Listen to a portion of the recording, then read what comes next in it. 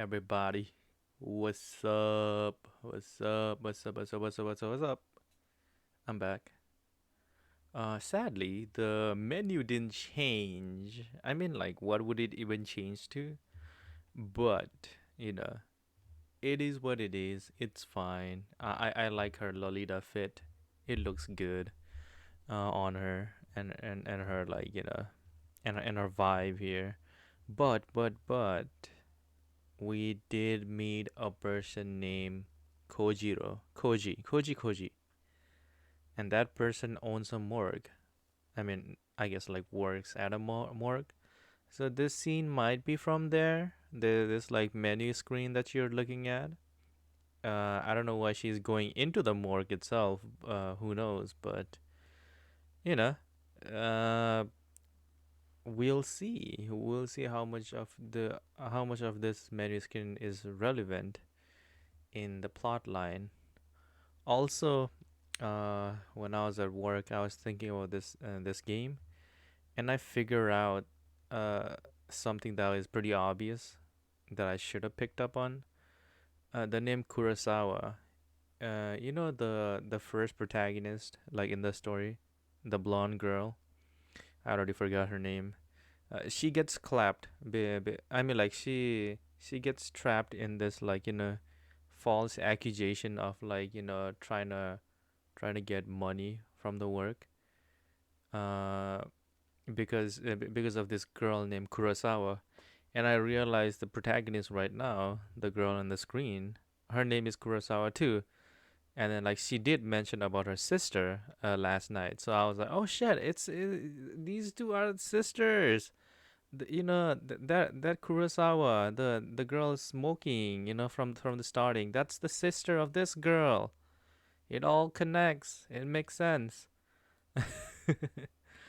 And Noriko did say like Kurosawa is kind of shitty sister, so we can obviously see that just from the prologue of this game that she is pretty shitty.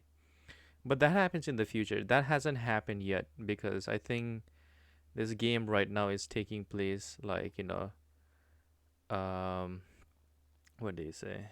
It's taking place 3 weeks earlier, so that's why it hasn't happened yet. The Kurosawa sister haven't launched her devious plan yet, and I don't know what Noriko is gonna be doing when we're caught up 3 weeks in the future. We shall see. Um, that does make me curious, like how the protagonist, like the blonde protagonist, she got her own picture, and now Noriko got her own picture too. So let's see what happens. Let's see if Noriko's situation tells us what happened to the blonde one too. Did Noriko draw the blonde one's picture too? We'll see. All right, let's continue. Continue.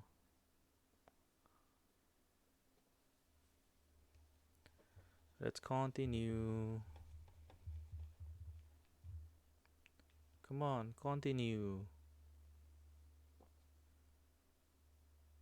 Oh my god, my game is freezing up. All right. Time to read. My favorite part of the day, or should I say, favorite part of my night. Reading. Cool. uh, Give me a second, guys. I gotta first pull out some water besides me before I go into this binge reading session. All right, let me check what happened last time. Oh yeah, we found out. We were talking with Koji on noise, and he told us that he works at a hospital morgue, stores and disposal. He works at a morgue. Yep. And Noriko noticed the smell on his clothes, and we finally connected two and two, and boom. Yep. That's all we know so far. Now let's continue. I noticed a strange smell on his clothes when we met, and now it makes sense. I gag a little and suppress the urge to vomit. So if someone dies, they get sent to you, even for like suicides and murders. Yes, all sorts. Ooh, we will have access to the bodies. That's pretty freaking cool. Worse are crash victims have to mix and match limbs, bro. Have you ever received a victim of Corpse Girl's website? Impossible to know. Maybe. Who can say? Have a name? A name. Can he look up the name of bodies he's received? Can you look up such a thing? Yes, cadavers are ID'd, mostly. No victim? Should I ask? Oh no, I don't know. I don't know if we should like ask this guy, but I am interested in, seeing if he can work his magic and find out, the corpse body. I mean the corpse of the girl we killed. I mean the one I guess Tomoe killed indirectly. Should I ask? Will doing so put me under suspicion of being associated with corpse girl? Yep. Hello? I can look now at work. I start to nervously bite my fingernails. I know that I won't gain anything from from finding out if he's dealt with any of the victims, but morbid curiosity tends to morbid curiosity tends to get the better of me. Sometimes I just have to know. Akane Shiromaki. Yep, that's the name. Okay, a second. No, correct spelling? Got an M Shiromaki and Akane Shiromaki. That's not right. Close though. Uh, got an M Surumaki and Akane Surumi. Okay, more names. Eiichi Hanada. Bro, we're just confessing at this point. Eiichi Hanada. One sec. Yes, crash victim. Bad. I remember him. He's still here actually. How come like everybody gets sent to you, bro? That's crazy. I can't believe what I'm reading. Eiichi Hanada end up at Kojiro's morgue and he's still there? Really? How long do you store bodies?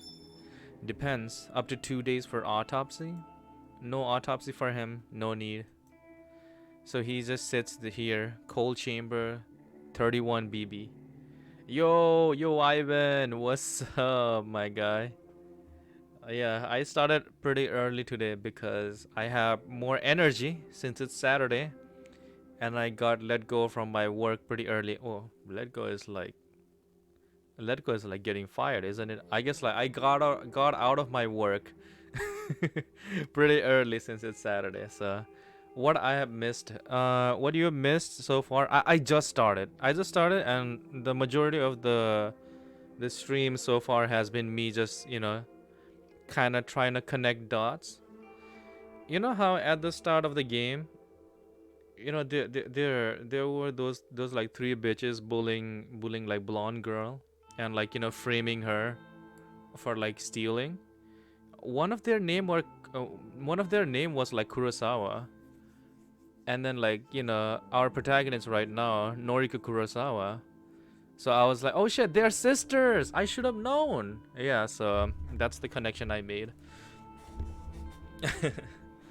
Other than that, our dude right here, Koji, asked Noriko. Let's see. He says to Noriko that he's at work right now. Kojiro works at a what did he call it? Hospital morgue. He works at a morgue. So whatever smell that he had on his clothes was like the cadaver smell. So yeah, so he's like, yo, shoot me some names. I can look up the body for you. And then like fucking Noriko is self-reporting on herself, and she's like, oh yeah, can you look up Akane Shurumaki, Eiichi Hanada that obviously I killed. Yeah, I'm like, oh my god, what are you doing, Noriko? You are giving yourself away. And yeah, that's all that has happened so far. So yeah, you haven't missed anything at all. All right, I'll continue. If family don't collect, then cremation. Is cremation what you mean by disposal? Yes, mostly. Friend of yours? Not exactly. But he's Corpse Girl's victim. You said so? Oh no, Noriko, why did you why did you give yourself away? Well, I don't know. You said so. Interesting. I'll look at him again. Really? There's no need for that. It's okay, I won't tell. How did you do it? I swallowed hard. What does he mean? Hello? How did I do what? How did you kill him? Oh, what the fuck, Koji? Koji. I think Koji knows that we're corpse girl. Oh shit! I messed up. He knows. Koji have figured out who I am. In a panic, I slam my phone down. I can hear the constant vibration against the bed as Kojiro continues to message me. Shit. Shit, shit, shit. What do I do? Can I make something up to convince him that I'm not the one responsible for Eiichi death? Just say it's April Fool. Boom. Done. Will he even buy it? By not responding to him right away, I'm probably inadvertently proven my own guilt. Just say like you were doing chores. Boom. I pick up my phone between my trembling thumb and forefinger. I hold it delicately, as though it has suddenly become some sort of evidence that I don't want covered in my fingerprints. In a way, that's completely true. I stare at the message from Kojiro. Hey, hey, you there? Hello? I'd better reply. I have to say something. Maybe, just maybe, I can throw him off my trail. I don't know what you're talking about. I didn't kill anyone. Not exactly a lie. Yes, true. Corpse Girl killed him. No name entry on Corpse Girl website. But you knew his name and you knew he died. Ergo, you requested his death. Oh, okay. So he thinks we requested the death, but he doesn't think we are Corpse Girl. Cool, cool. Wait, this is good. This is far better than him believing I'm Corpse Girl. He thinks I'm just some fan of the website that submitted a request. I have to run with this. I can't let him know the actual truth. Okay, you got me. I used the website to request his death. Ha! Wow, mad. So the site is real. Amazing. This is exciting. Are you happy he's dead? I decide to take a leaf out of Tomoe's book and act more innocent than I really am. Not really. I just made the request on a whim to see what would happen. I didn't think it would really work. Wow, you didn't hate the guy? Eiichi? No, I never even met him. Just found his photo on the internet. Bro, imagine that. Incredible. Corpse Girl kills with just a photo, doesn't even need a name? Wonder how many other Vics I've got here. Lol. Have to go. Clocking off soon. Talk later. Kojiro's status immediately changes to offline. I breathe a sigh of relief. I think he bought the lie. Surely. I'm in the clear. But this whole conversation was an exercise in stupidity. I nearly shot myself in the foot because of my own insatiable curiosity. I shouldn't have contacted Kojiro at all. The only positive thing to come out of this is learning that Kojiro works at a hospital morgue. I could potentially take advantage of this, but my sleep-deprived brain can't quite work out how. Well, I can dwell on that later. For now, I really need to sleep. Yeah, get the fuck to sleep, bro. Bitches need sleeping. Tuesday morning. Cool. My alarm erupts with a shrieking scream and scares me awake. My eyes don't open immediately, and instead I find myself tossing and turning, trying to bury my face in my pillow. I can't have had more than 2 hours of sleep, and now it's already time to get up and go to work. Bro, this is how I feel, bro, every fucking day I work. How the hell am I going to function today? I drag my heavy body from the bed and slide into the pair of slippers resting on the floor. With a yawn and a stretch, I leave my bedroom.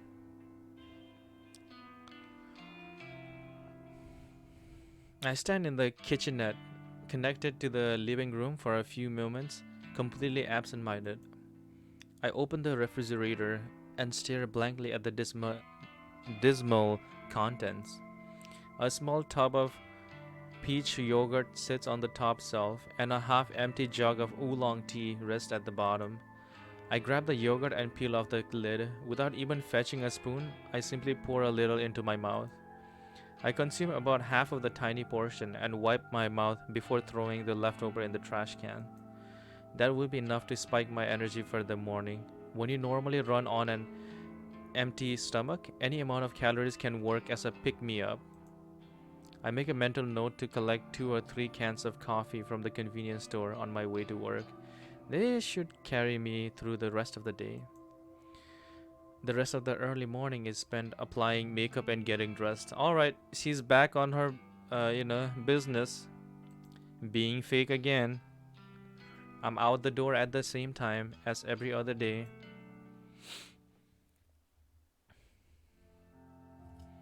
Oh yeah, fuck. I forgot that we need to apologize to Shinya. God damn. Let's see how this shit goes down.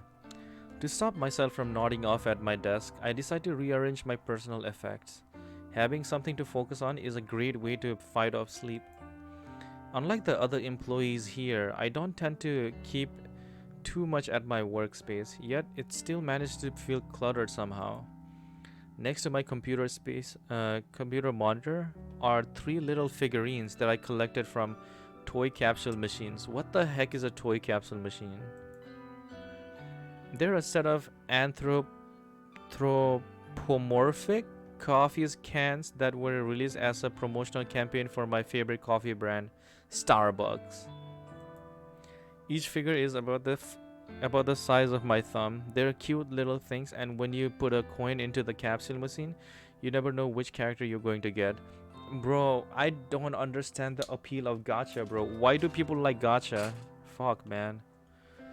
So far, I've managed to collect Captain Cafe alot, Lieutenant Long Black, and Madam Macchiato. What the fuck kind of names, bro? If I remember correctly, there are two more I still need to get. But the capsule machines seem to be out of rotation now because they've been replaced with a different series of toys. If I ever want to collect the remaining figures, I'll probably need to buy them online. Oh well, I'm not super invested in having to own all of them. I give each tiny figure a bit of a dusting and set them back up next to my monitor, so they are all standing up straight and facing forward.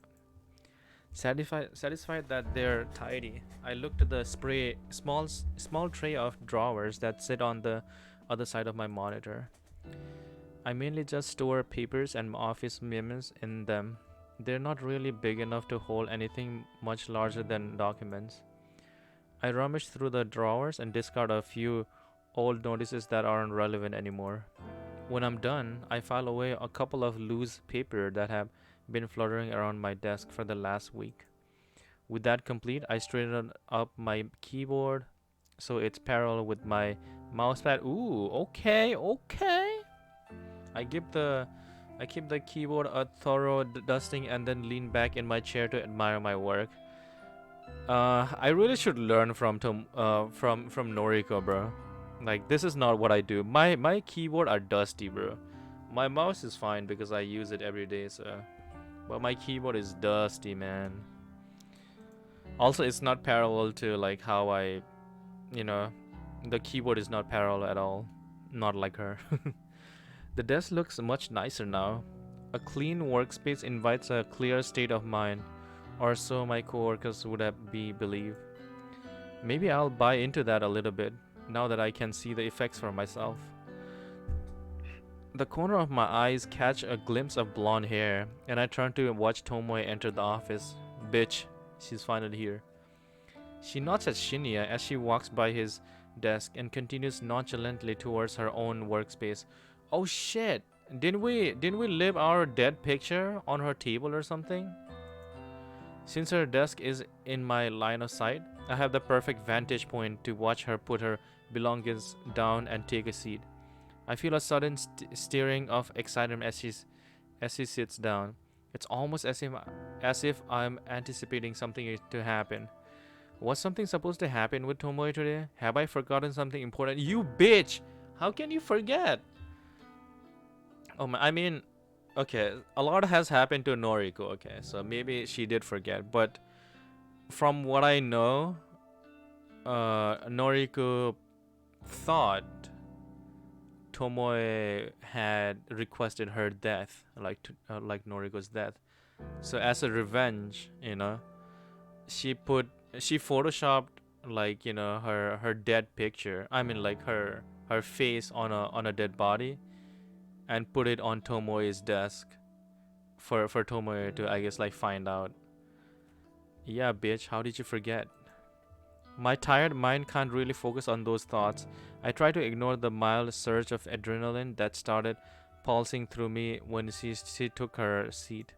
I distract myself by starting up my computer and looking over the list of today's tasks.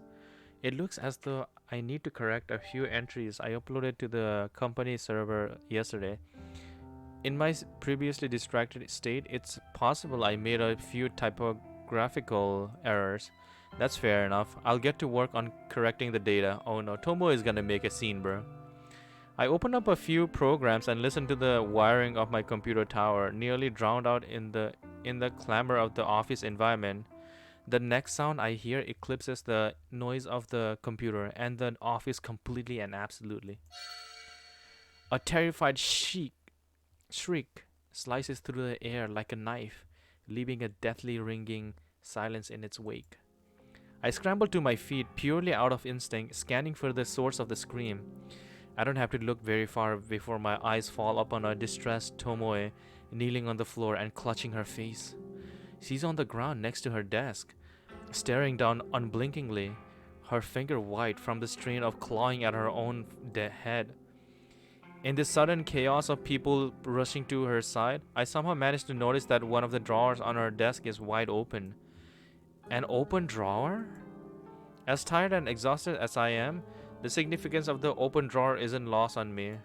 I immediately realized why my body subconsciously felt excited when Tomoe came into the office this morning. I left something in her desk drawer, something I wanted her to find.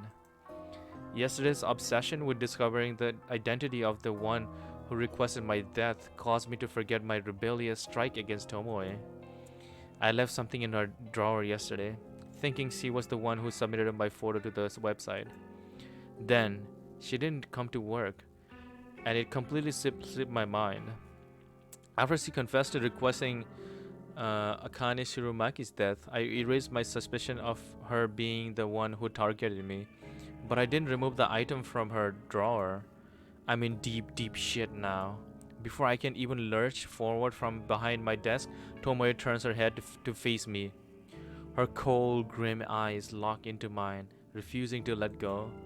A trickle of crimson blood seeps from her scalp, where her fingernails pierce her skin during her panic scream. Swallowing my nervousness, I break eye contact with her and stare down at the flat object that was focus of her outcry. It's a familiar photograph, a printed image on the glossy paper. Traditional, old school, and just as effective as I had hoped. Though I can't make out all the details from this distance, the composition of the photo doesn't elude my memory. Oh shit, bro. It depicts my very own corpse, toppled backward over a tombstone. A bloody slash traces across my neck. A laceration lines my stomach and a knife protruding from my breast. My black hair is a tangled mess. You call that a mess? Bro, girl. That's not a messy hair. My black hair is a tangled mess, my dark eyeliner smeared and smudged. The grimace on my face is the unmistakable mask of death. Noriko Kurosawa, stoic and unflinching in death. Noriko Kurosawa, dead atop a random tombstone in some nameless cemetery. A bizarre yet ultimately unremarkable way to die. It suits me perfectly. I'm proud of the work that went into this photo.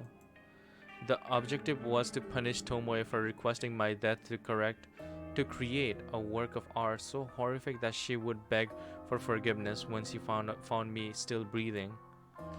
But the scene playing out before me is unlike anything I had imagined. Tomoe's face is scrunched up with hatred, the veins in her forehead threatening to burst and shower the office with sanguine gore at any given second. Whether or not she thinks that this is some sick prank is beyond my knowledge. All I can decipher from her expression is that she's likely to strangle me given the opportunity. But perhaps I'm jumping ahead of myself. Why do I automatically assume that she believes I'm guilty of putting the photo in her drawer? I mean, aren't I the victim in the image? Perhaps she actually. Who the fuck is responsible for this? Oh shit. She howls like a wounded animal, a battered and beaten pup, back into a corner. Clutching the photo now torn from her blooded fingernails, she stands and plants her feet firmly on the floor, steadfast, stern, resolute, a bulwark of immovable fury. I almost called it fury. All eyes are upon her, the bleached blonde gal girl with an antagonizing. What the? How the fuck do you say it? Antagonist? Antagonizing? Antagonist. Antagonizing. Okay. I said it so funny, bro. Antagonizing attitude is the center of attention in the office. This photo is disgusting. Absolutely sick. Who made it? From the confused and puzzled face of the 20 or so employees huddled around, it's obvious that no one really knows what Tomoe is talking about. The photo is small, and with her clutching it tightly and waving it around frantically, it's impossible for anyone to make out the detail. I'm bold enough to assume that no one else has managed to properly glimpse it yet. And maybe I can prevent our coworkers from getting a closer look if I act fast. I dart out from behind my desk and approach Tomoe. Let me see. Tomoe aggressively thrusts the photo towards me. I take a cursory look at it and gasp loudly to add credibility to my acting. Adopting a fake countenance of shock, I grab Tomoe by the shoulder and pull her close to me. I bow my head against hers, so we stand intimately in the middle of the crowd, forehead to forehead, our eyes fixated on one another. I hope my beating heart isn't loud enough for Tomoe to notice as we stand against each other. I whisper softly, my pulse quickening as I try to make my words sound urgent and confident rather than broken and anxious. Come with me. I need to talk to you. Tomoe tenses and stiffens, but she murmurs something that sounds like an agreement. I pull away from her and grab her wrist to lead her out of the office. We exit from the throng of onlookers scratching their heads and dart towards the elevator. Shinya says nothing as we pass him. He just looks on with a pale face.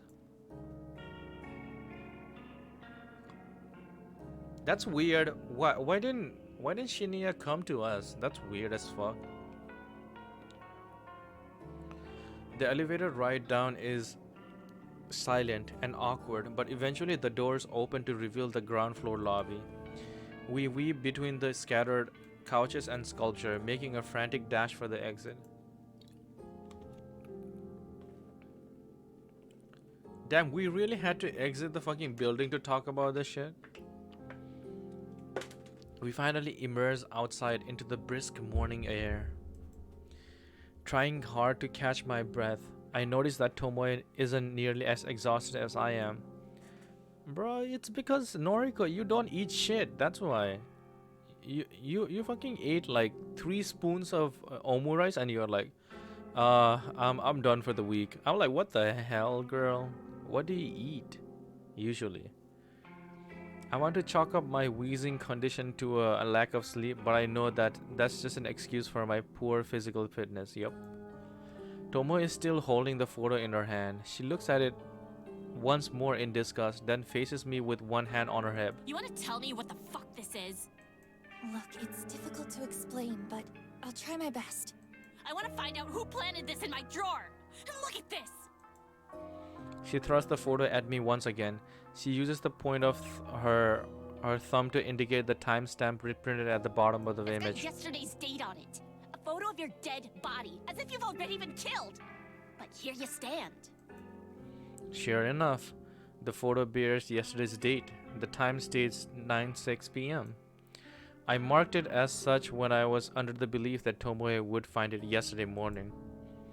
I wanted her to anxiously wait out the day until my death accompanied the rising moon. Since that didn't go down the way I planned, the confusion on Tomoe's face now is self-explanatory. I just can't believe that corpse girl wants you dead. Bruh.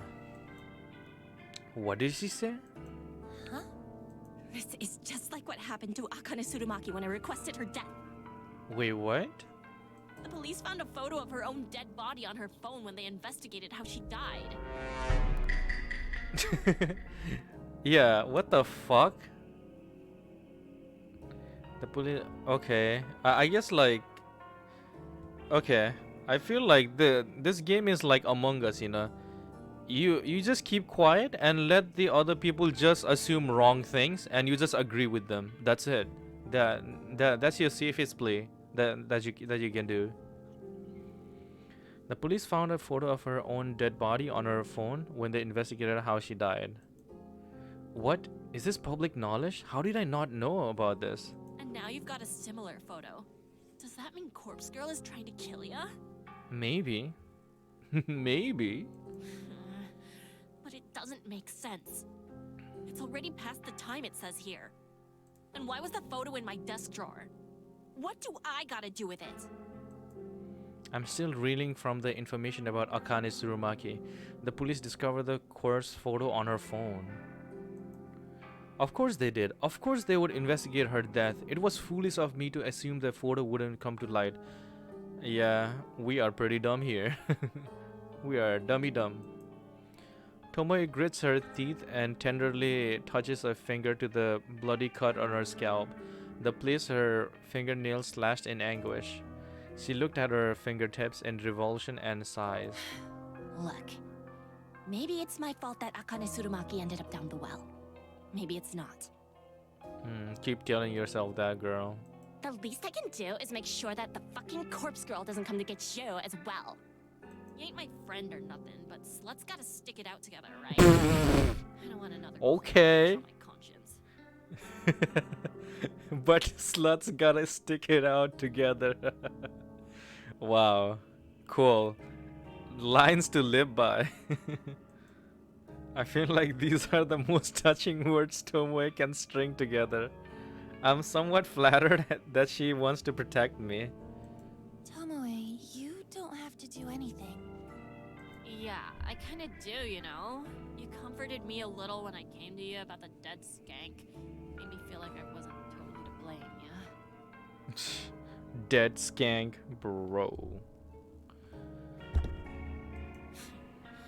It might not be as much of a psycho as I thought. Might be a heart beating behind that flat chest. Bruh. Still roasting my ass. Okay. Thanks. Norika's like, I'm not sure what to say here. Unexpectedly,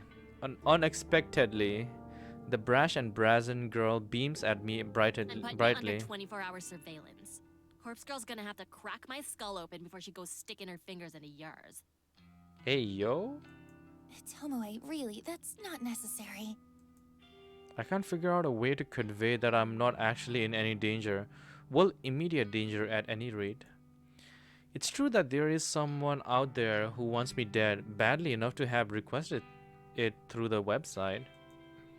But as far as the threat of Corpse Girl coming to get me goes, I'm perfectly safe because I am Corpse Girl.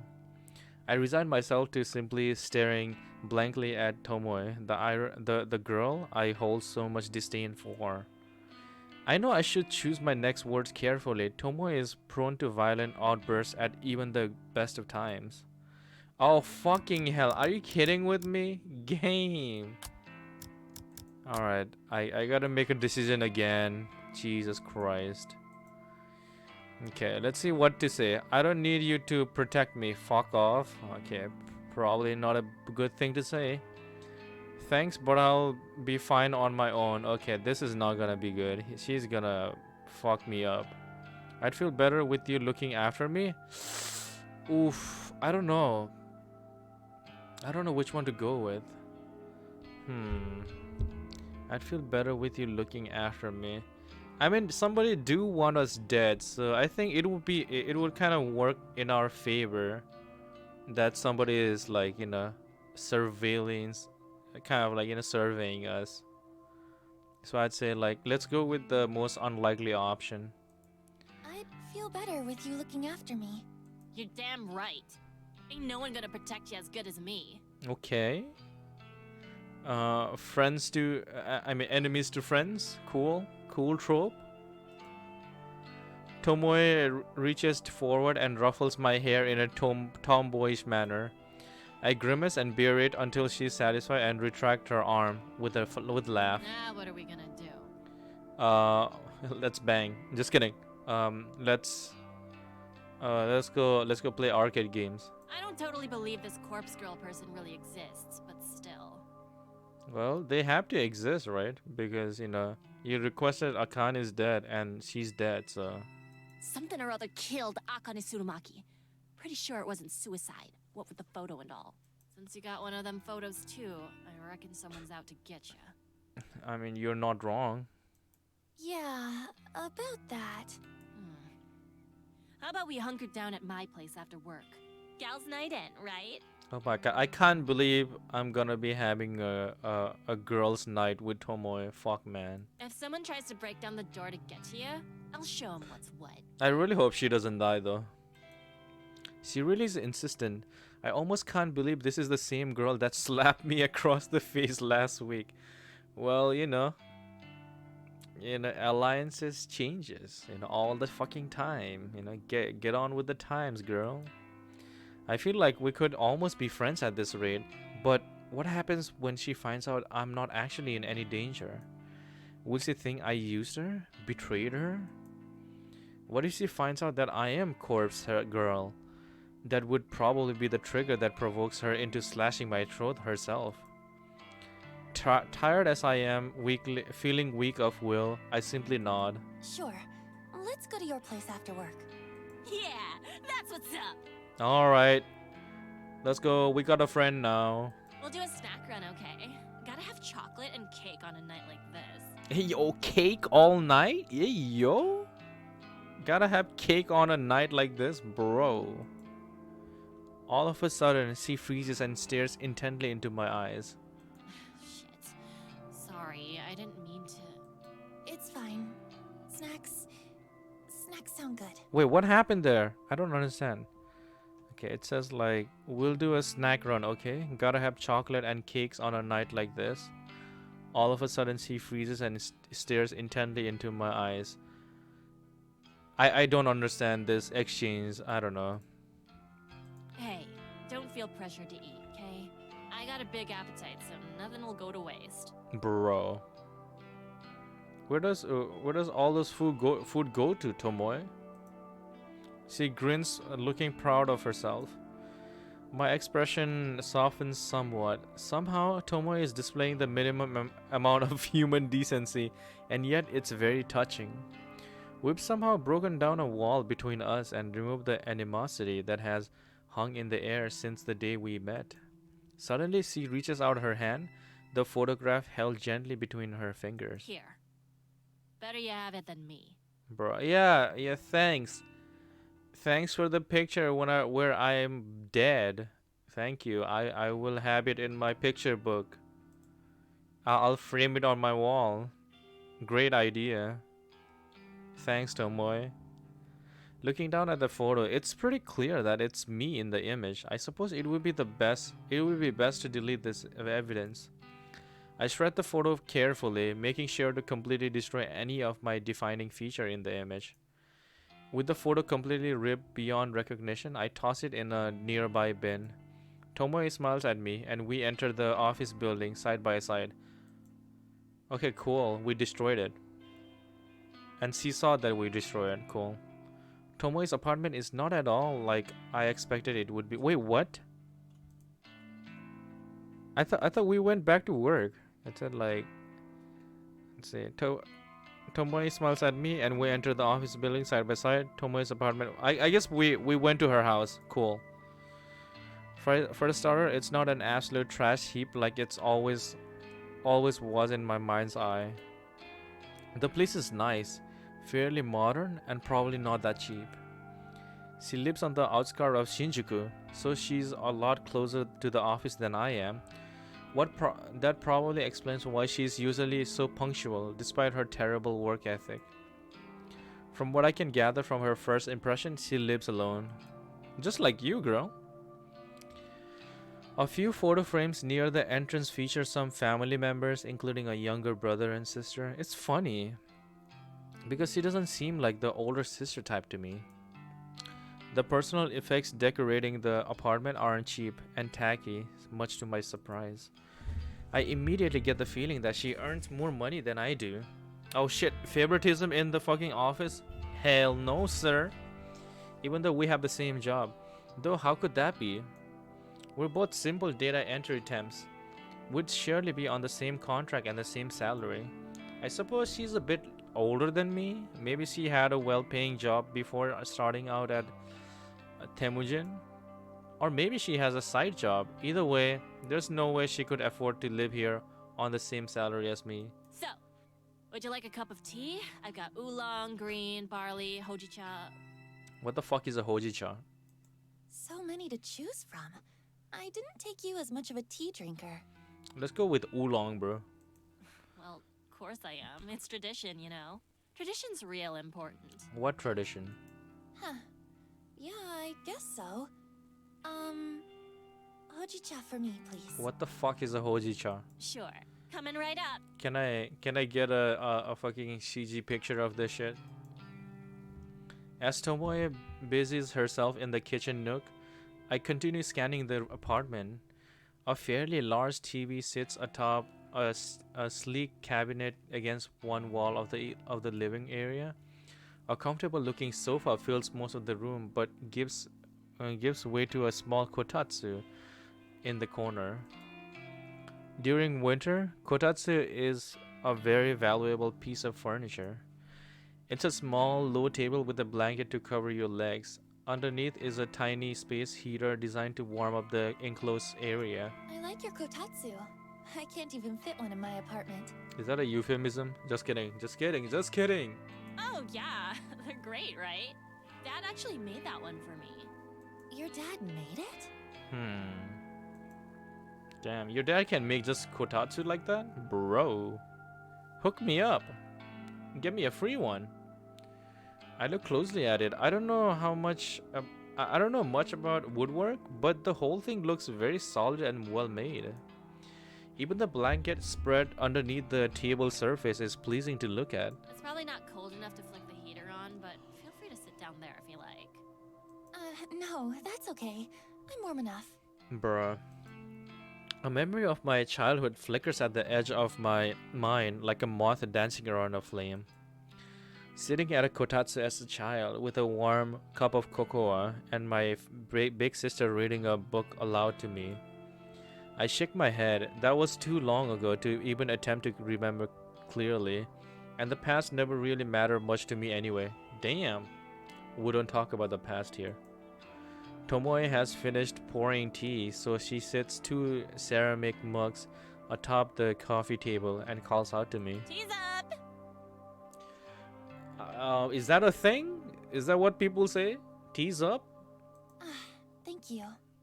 I've never heard someone say tease up. Oh, look at that picture. That's so nice. We gotta protect you from Corpse Girl, right? Fucking wholesome as fuck.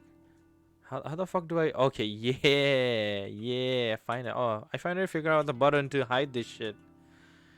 Look at that. So pretty. Oh my god. Oh my god, we're developing a relationship. It would be so bad if something were to happen to this. Something will terribly not, something terrible would not definitely happen to this. This is definitely not a setup. Lol, same. I simply nod. Hey, wait a minute. If you got one of them photos, that means someone requested your death, right? Yeah, like you. This whole time, I've been thinking it's Corpse Girl that wants you dead. But that ain't right. It means that someone else just asked Corpse Girl to put you in the ground. Yes, you're actually on the right track. Yeah, that's what I figure. She's not wrong. While Corpse Girl isn't actually after me, it's true that there is someone who requested my death. Huh. So who do you think it is? Who wants you dead? I thought you, bitch. But you actually don't want me dead, so change of plans. I really hope it's not Shinya, bro. Come on, man. Well, honestly, at first I thought it was you. Oh, what? Noriko being so honest. What the hell? Yeah, I mean, last week I might have been tempted to chuck your photo on the website, but nah. Oh, we seeing more of the true Noriko. You work right near me in the office. If you ended up dead, someone would trace it back to me, you know? I dobbed in Akane Tsurumaki because she worked way upstairs. And we never talked, save one time when I found out she's a total skank. Wait, what? When I found out she's a total skank. Oh? So you did speak to her once? What was she like? Fucking slut, that one. We met in the lobby. I was on one of them couches doing my makeup because I was in early one morning. She walks past me, gives me one of them looks all those snooty rich people give you. You know the type, like, I'm better than you and I know it. Damn. But you know what she said to me? What? What did she say?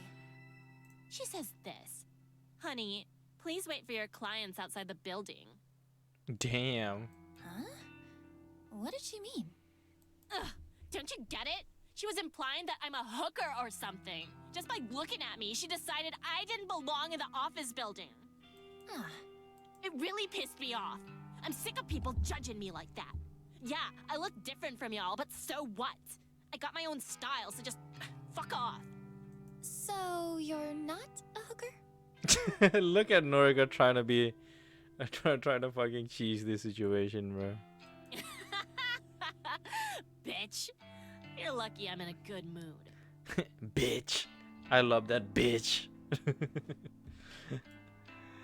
The voice acting is great. I like it. I can't help but laugh along with her. Yeah, that was a good banter. Sorry, I was just kidding. Yeah, she knows. Yeah, I know. You're not so bad, Noriko Kurosawa. Thanks. You're not so bad yourself, Tomoe Watanabe. Oh my god, please don't do that.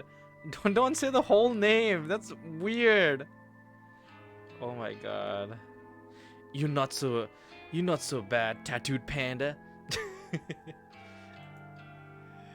Nah, man, that's cringe. That's cringe. I hope Japanese people don't do that. I hope it's just anime people doing this. We share another laugh and I feel my tense and guarded persona slowly slipping away. Yeah, get that persona out of here. Fuck persona, man. This girl, this person that I detested just days ago, did I have her all wrong? We clashed countless times while working together, but now we're suddenly becoming closer. Why is that? It's almost as though some sort of maternal instinct kicked into gear inside Tomoe, and she feels the urge to keep me safe. Is it guilt over Akane Tsurumaki's death? Is it because she's happier overall now that she has a boyfriend? Does dating Shinya make her less pissed off at the world and less eager to lash out? I don't know the answer, but I'm glad we've been able to set aside our differences. Right. Now we've got some tea. Why don't we watch some trashy TV? Let's watch Trash Taste podcast. It's not exactly my preferred way to spend an evening, but Tomoe has welcomed me into her home. We've all but buried the hatchet. It's only fair that I extend a hand of friendship as well. Okay. Trashy TV sounds great. Let's do it. Yeah. Yeah, let's watch what do you call it? Trashy TVs. What is it? What does come to my mind? Maybe Survivors? I don't know. Please don't kill me, Survivor fans. Tomoe cheers and pick me up the television remote with a quick flick of her wrist. Flick of my wrist. Flick of her wrist. Flick of her wrist. Wednesday morning, bitch. Another dull morning in the office. The chatter of people talking on the phone, the humming of the air conditioner, the tapping of the fingers against keyboards. If I didn't have music to drown out the white noise, I'd probably go mad from being exposed to it every day. I don't know how everyone else deals with it. Thanks to good night's rest, I've been able to work diligently so far. I've completed a few tasks already, but there is still a lot of work to do. As I continues to pulverize my oh my god, girl, why do you say it like that? Why do you use the word pulverize? Oh my god, sounds so violent. I continue to pulverize my keyboard with thin, brittle fingers. I look out over the office floor to see who is around. Did we ever apologize to this man, bro? Probably not. Shinya sits at his desk, his expression scrunched up in concentration, and he absent-mindedly scratches his face with the blunt end of a pen. Turning my gaze, I observe the back of Tomoe's head as she works attentively at her computer. She hasn't said anything to me since we arrived at the office this morning. Because I now know that she's not the one who requested my death, I feel more at ease around her. And with the photo of my own corpse destroyed, I can put yesterday's unplanned events behind me. I need to be more careful in the future, forgetting that I planted a photo like that in Tomoe's desk drawer was an oversight I can't afford to repeat. I need to be clever, calculated, cunning. Corpse Girl's ambition requires me to be at peak performance at all times. I can't go messing up like that again. I'm lucky that no one else was dragged into the whole mess. Imagine if I did something so stupid when trying to kill a real victim. I would have ruined the entire operation. Taking a deep breath, I clap my cheeks. Oh, wait, what? Hey, yo? I clap my cheeks softly with both hands. Oh no. Oh no. Yo. Yo, what am I reading? Taking a deep breath, I clap my cheeks softly with both hands. Oh my god. From now on, I'm going to truly focus when carrying out my plans.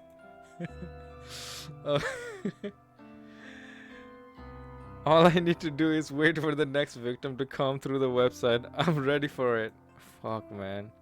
Finding out the identity of whoever requested my own death shouldn't be my top priority.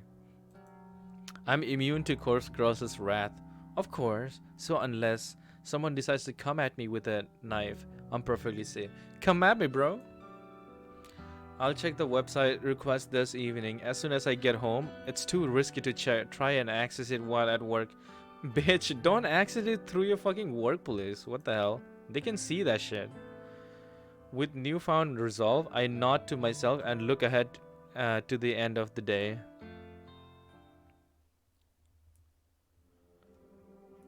We're back in our shitty room. Cool. Let's see. I just wanted to see, like, what her room would look like. Okay, so there's a garbage can right next to the TV. Yeah, the carpet, circular carpet. That's all we missed.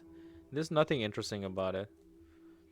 And there's like a fake plant, maybe. I don't know if it's real or not. It's like way away from the sunlight, so probably fake. The flickering notification on my laptop screen prompts a wicked grin to split my face into what the fuck? Joker? One new request. I don't waste any time before opening up the details of the request. My heart begins to pound, and I feel the welcome rush of adrenaline flooding through my body. Request details. Today, Today, today, 10:55 a.m. local time.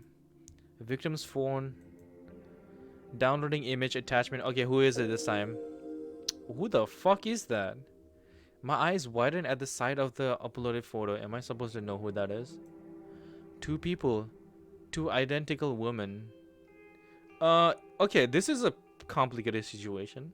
So they uploaded a picture that has two people in it, but one person is marked red. So who the fuck are we supposed to? I mean, like, we're supposed to kill the girl there, in red, but they're identical. They're probably twins. So how the fuck are we gonna kill them? Twins, identical twins at that. The woman on the left is in circle. She's obviously the requested victim, but without knowing them personally, it's impossible to distinguish between the two. They both have the same stunning features, luscious hair and contagious smiles. This truly is an interesting request. I immediately jumped to the conclusion that one twin wants the other dead. No, it's not that simple. That's not the only possibility, but I'd like to think it's the case. Makes it exciting. This type of request only serves to reinforce my resolve. I can't wait to start gouging out the victim's eyes. She would leave behind a truly beautiful corpse. I feel like Noriko should just like quit corpse girl and just play fucking Silent Hill PT. I think she should be fine. As I wait for my secret weapon, the DD to load up, my phone tingles beside me on the couch. It's a noise message from none other than Kojiro himself. Hey, you there? About last time? Hi. Hey, that guy, Eiichi Hanada, gone today. Is that so? Where did he go? Cremated. Family didn't collect him. Limited space. You know how it is. I don't quite know why Kojiro decided to tell me this. I suppose he still thinks I requested Eiichi's death, so... I see. More names? What? Want me to look up more names? Corpse girls victims? Sorry, I don't have any more names for you. Shame. Tell me if you request more deaths. Oh, and? Do you know her identity? Who? Corpse girl? Yes. No, sorry, I don't know who she is. Okay. Is it you? Oh! Jeez, are we back to this again? Fuck, man. No, it's not me. I'm not as clever as all that. Okay. How does she kill?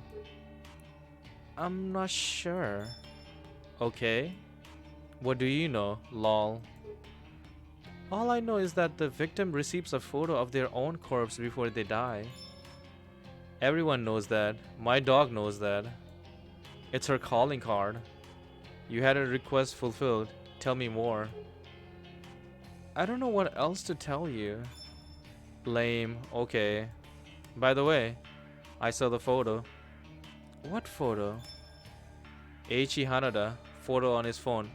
What? The calling card. Huh? How did Kojiro see it?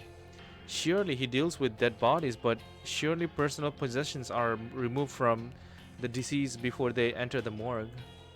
I need to play it cool here and not invite any more suspicion of myself. Are you talking about the photo that corpse girl supposedly sends her victims? Yes. Funny thing, was definitely the guy, but photo didn't match cause of death.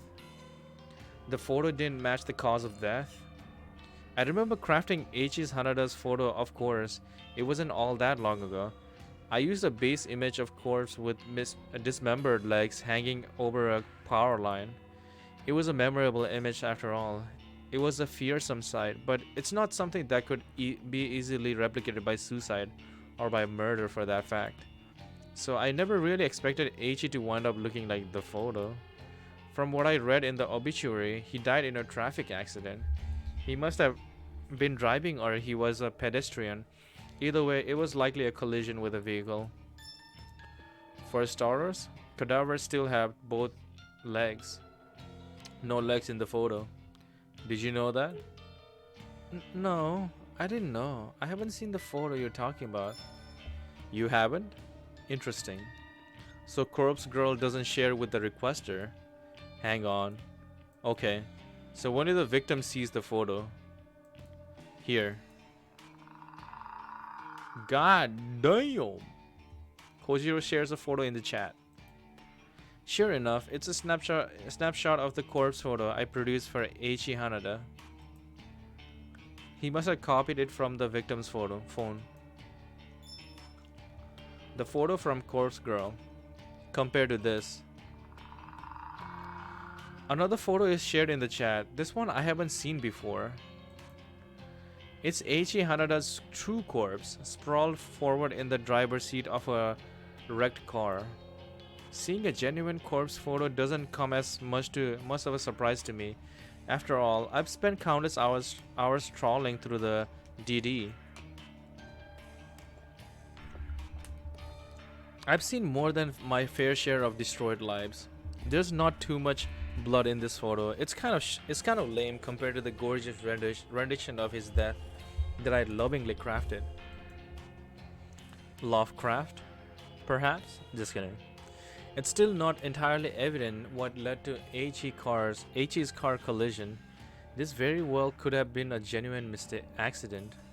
For my own ego, I have to at least pretend that Corpse Girl had a hand in it. Thoughts? The real death doesn't match Corpse Girl's photo at all. Why do you think that is? I feel pretty clever and manipulative by putting the question on Kojiro. I want to lessen the suspicion of my true involvement as much as possible. You're asking me? Well, some theories? Corpse Girl photo is a scare tactic, nothing more, but don't know where photo come from. She convinces the victim to kill themselves. What the hell? How could his very first theory be right on the money? Just who is this guy? Is he stalking me or something? Does he actually know the truth? Second theory. Corpse Girl comes after victims, but a genuine accident happened first. Eiichi Hanada died before she got to him. His second theory is off the mark, but I can see why he came to the conclusion. Regardless, this is the theory I want him to believe. I think the second theory is most likely. Why would someone kill themselves from seeing a photo? Doubting my own method like this leaves a sour taste in my mouth. Not that simple. Photo is personal and time-stamped. Adds urgency, realism. Could be effective, especially in someone anxious or gullible. He's right, of course. Although causing death in this manner was never my intention when I first started a Corpse Girl's website. Okay, we did start the website. It's a possibility that did occur to me that when Ruri Hatano died. Wait a minute. How did you even get these two photos? Lol. Now she asks. Police on scene like to share. More morbid the better.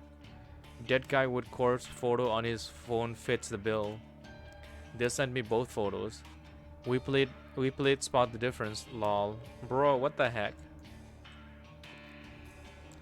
Disgusting. I never knew the police could be so disrespectful to the death. Well, I can't really talk at the very least. I'm not in that line of work. I'm sorry. I'm sorry for that shit. Anyway, coffee? Huh? Get coffee with me. Yes or no? Unbelievable. This guy wants to meet up and grab coffee? Has this conversation really given him the feeling that I'm interested in him? Does he think we've bonded over a discussion of dead bodies? I'm about to tell him no, but some part of me hesitates and halts my fingers. Kojiro has connections. The morgue, the police. It's not inconceivable that he might be a useful tool in the future. At this stage, I'm about 80% sure he doesn't know my true identity. it might be safe to meet up with him. On the other hand, I get the impression that even if he knew who I really am, he'd only be impressed. It's a gamble. It could be beneficial, or it could lead to me being caught out. I might even get arrested for my involvement in three deaths. Though, is what I'm doing really illegal? I'm not so sure. But I don't think a jury would take my side. That's why I have to err on the side of caution at all times. Kojiro. Okay, let's meet. I type the words and hit send before I have any more second thoughts. It might be a fatal mistake, but if I'm clever enough, I can wrap him around my finger and utilize his connections. Cool. Message you tomorrow. Bye. Kojiro's status immediately goes to offline. I rest my phone on the couch and look back to the laptop screen in front of me. The smiling, beautiful face of two identical women stare back at me. Staring back at me. That's right. I was about to start working on this most interesting request. I still have plenty of time before I need to get to sleep. With this thought in mind, I set about my task in high spirits. Whew, that was quite a lot to read. Give me a sec, let me drink some juice. Ah, man. Look at that picture. She looks so pretty with her fucking coffee. The tiny balcony jutting out from the side of my apartment is nothing like it was advertised in the real estate listing. That's how it is, girl. That's how it is. You use Photoshop to Photoshop those fucking dead bodies to sell it to your people, to your victim. And real estate people do the same. They Photoshop the fuck out of them and sell it to you. Boom. Who's getting played here? You, girl. You are the one who's getting played. When I first saw the misleading photos, I thought it would be spacious and bright, an open air hideaway that I could use to get some fresh air and improve my health. I wanted to set up a tiny garden and grow some plants, nothing that would require a lot of work, but something that could occupy my fucking spare time. In reality, the balcony is a depressing amalgamation of steel and concrete that saps away any desire to stand upon it. It rests in the eternal shadow of the surrounding building and manages to catch the sun's ray for about 4 minutes every day. It's an understatement to say I was disappointed when I ventured out upon it for the first time. I suppose, if nothing else, it's a good vantage point for looking out over the city, but that's the only positive thing I have to say about it. As I stand here with my back against the railing, calmly sipping a lukewarm mug of green tea, I breathe a heavy sigh. I should be at the office. I should be tapping away at my keyboard, getting through the backlog of work that has accumulated this week. Instead, I'm here at home, tired and strained, and wearing thin at the seams. I called in sick this morning. I don't know if my supervisor bought the lie, but he did tell me to stay home and feel better, so that's what I've been trying to do. It's my own fault I feel this way. It's my own fault that I stayed up until 4 a.m. again. I know yep, girl, I can relate because I read your fucking visual novel until 4 a.m. or 5 a.m. in the morning, bro. That's why I'm gonna do the same. I'm gonna call in sick tomorrow. Same like you, girl. And it's all your fault. I know that a lack of sleep exacerbates my condition. I know that skipping meals and refusing to take medication makes me feel this way. I know that I do this to myself. I know. But this is me. This is what I do to myself as I try to take on each day. This is the way I stretch myself thin for no reason other than because some days I don't want to be better. Bro, why is this game so relatable? I just want to be. I want to stay up late and work on Corpse Girl's request. Replace that word. Replace that. I want to stay up late and stream until 5 a.m. Stream a visual novel until 5 a.m. Boom, that's me. My body's need for sleep doesn't come before my ambitions. I want to eat only when necessary because when I'm slim, I look beautiful. I want to be beautiful, just like her. Who? Who's her? Who's her? Bitch, cough off the fucking information. I want to skip my medication because taking the same pills every day is a hassle and expensive, and I question whether I really need them anymore. What is your condition? If I can just stay at home like this, I don't need the medication. I even came out to the balcony, and that counts as being outside. So, why do I need to take the pills? It's true that when I skip a few days, I end up like this. I try to convince myself that I'm fine, that I'm fixed, like I was some broken thing that has been magically repaired. But I end up staying inside all day with the curtains shut and my eyes locked on a screen. This is some hikikomori shit right here.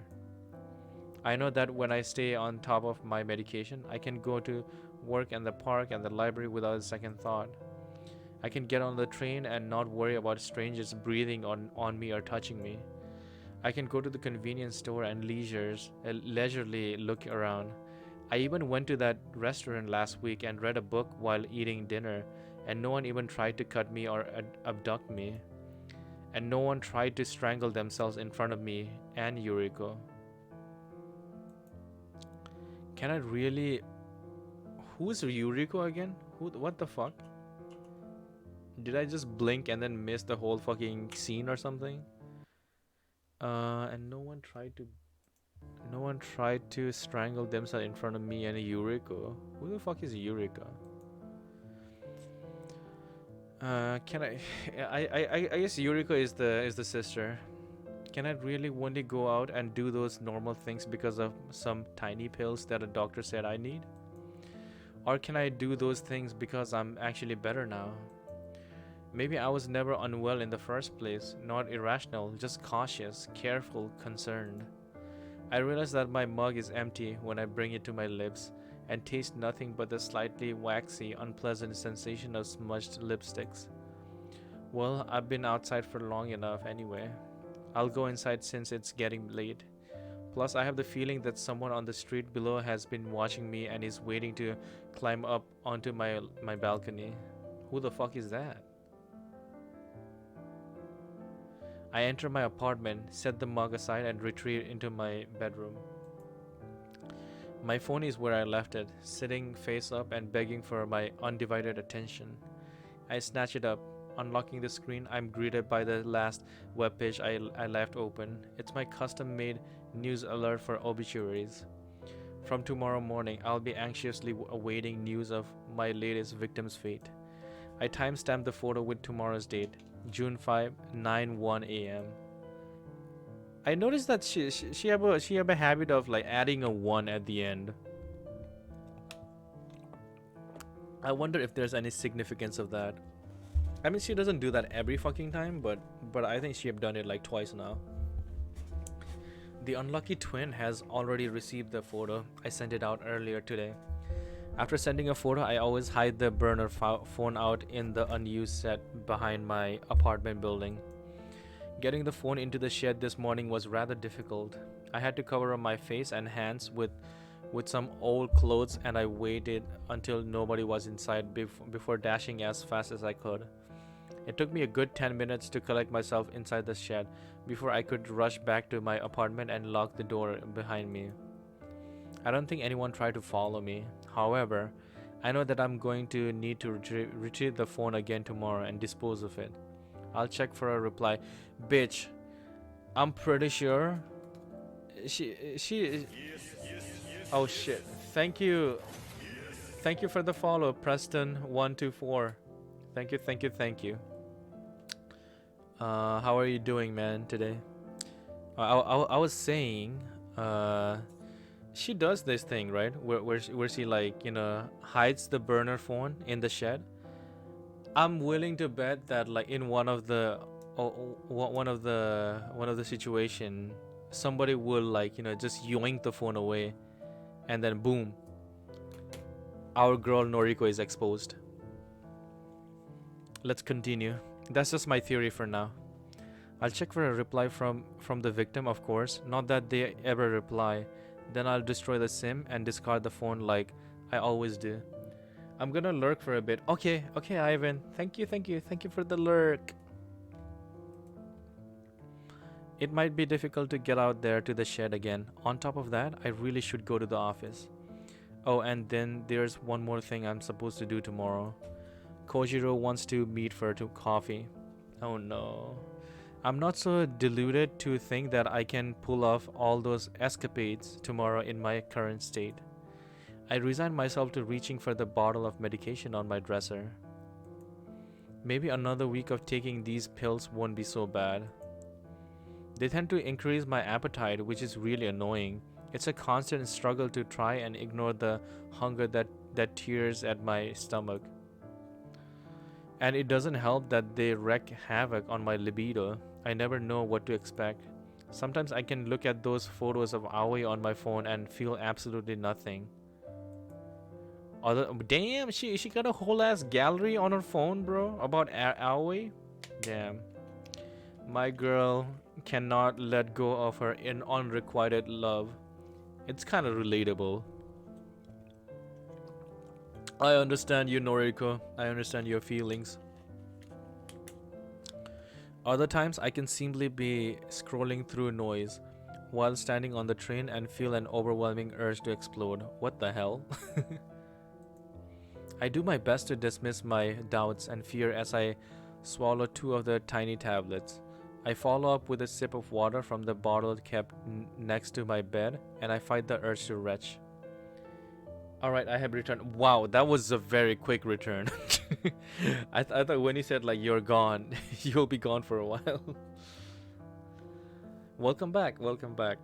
You haven't missed anything. I guess Noriko is taking some tablets that she doesn't want to take. Because the tablets increase her appetite. But Noriko wants to look beautiful, so she doesn't want to eat. If she becomes thick, she says she's not beautiful. So yeah, and she did mention like she wants to be beautiful like her. I don't know who that her is, so we'll see. I'll take a shower to freshen up. After that, I should curl up in bed and read. I need to conserve my strength for tomorrow, so an early night is in order. Maybe tomorrow is the day I'll finally be better. Ashita. Yeah, I had turned off my computer and quickly get you stream up on my phone. Oh, okay. Gotcha. Oh, why did you turn off your computer? Like, did something happen? Are you going to sleep? Is that why?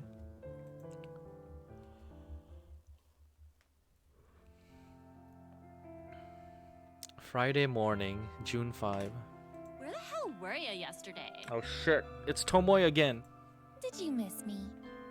Nah, just glad you haven't bit the dust yet. Damn, bitch. That's so sweet. Tomoe leans in close to me, almost uncomfortably. So, Listen, have you had any trouble with Corpse Girl? nope, but I think I'm gonna have a trouble with a guy, Koji, who seems to think I am Corpse Girl. No, I think I'm in the clear. Yeah, so far. Nah, lol. I just want to lay down. Oh, gotcha. Alright, lay down. I mean, if you're like me, if you lay down, you will be waking up 8 hours later. So I hope laying down doesn't mean that. Well, I guess the time marked on the photo has long passed. Maybe you really are safe. Yup, I'm safe. Yeah. Thanks, though. Thanks for what? Thanks for inviting me to your apartment and keeping me company. For thinking of me. Oh, Ah, shut up. hello. Do I sense some romance plot here? Just kidding. This can never be a thing. Tomoe's face is glowing red with embarrassment. Despite our differences, our interaction regarding Corpse Girl have helped us bond a little. See? Lying isn't always bad. See, this lie about the picture, you know, about us being in danger. I mean, we kind of think we are, but us, I mean, like, us being maybe killed made us come together. See, lies help. Where's the corpses, lol? Yeah, look, just like the title in the stream, it says 99% office drama, 1% corpse. I really was expecting this game to be like a lot of, corpses, like corpse party. This game doesn't have that much corpse. I mean, like, we talk about it here and there, but there's more like touchy feelsy stuff and more office shit than anything. Also, I like how Shinya is like non-existent now. I'm not counting on Tomoe, and I have, and I'm, and I. Oh shit! I'm not counting on Tomoe and I having a lasting friendship. Even just quiet peace might be expecting too much. I think it's in Tomoe's nature to want to pick fights with people, regardless of whether she is close to them or not. Damn, that's some Asa vibe right there. I wouldn't be surprised if we end up quarreling again, no matter how much we learn to respect each other. I'm at my desk if you need me, but don't bother me, you know? Hey yo, why you say it like that? She waves and leaves that cryptic statement in the air behind her. I return my attention to my computer and mark a few tasks on my list as completed. The next person to waddle up to my desk and interfere with my work is Shinya. Oh my god, finally!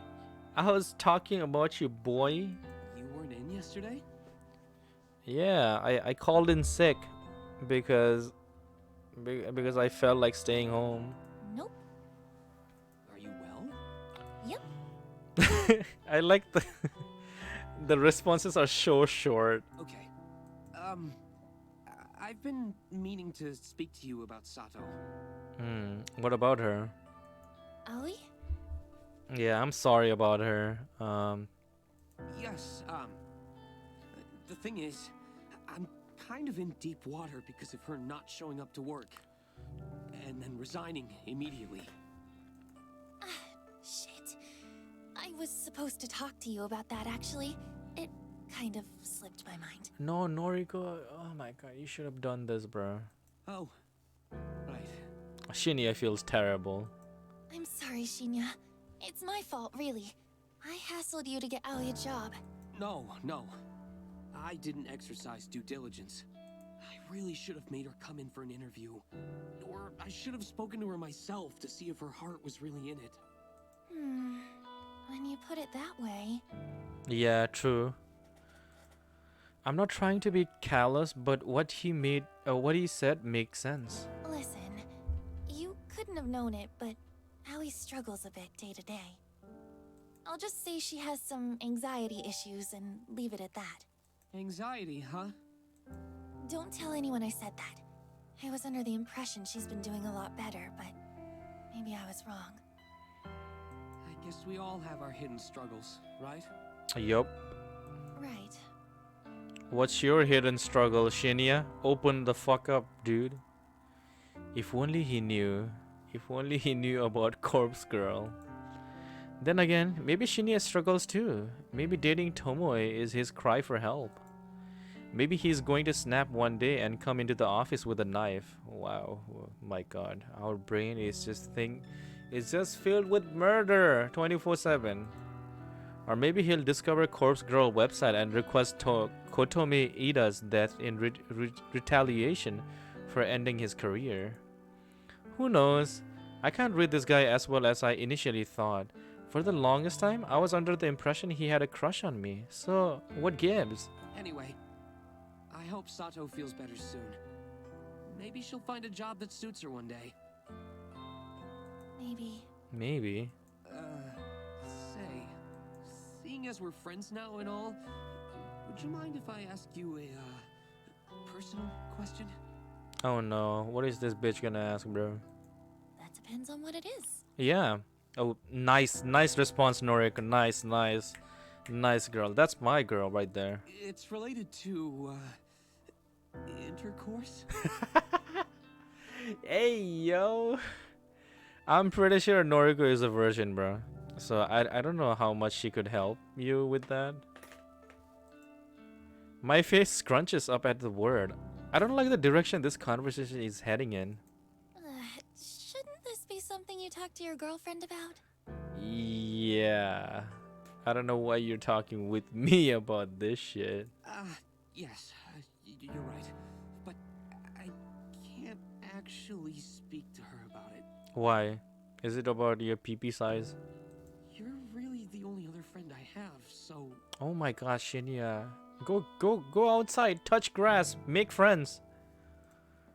Go to Discord VCs and make tons of friends, boom, and then talk about your dick issues. Shinya's face takes on a dark expression that's far more depressing than what he just said. I feel bad for this guy.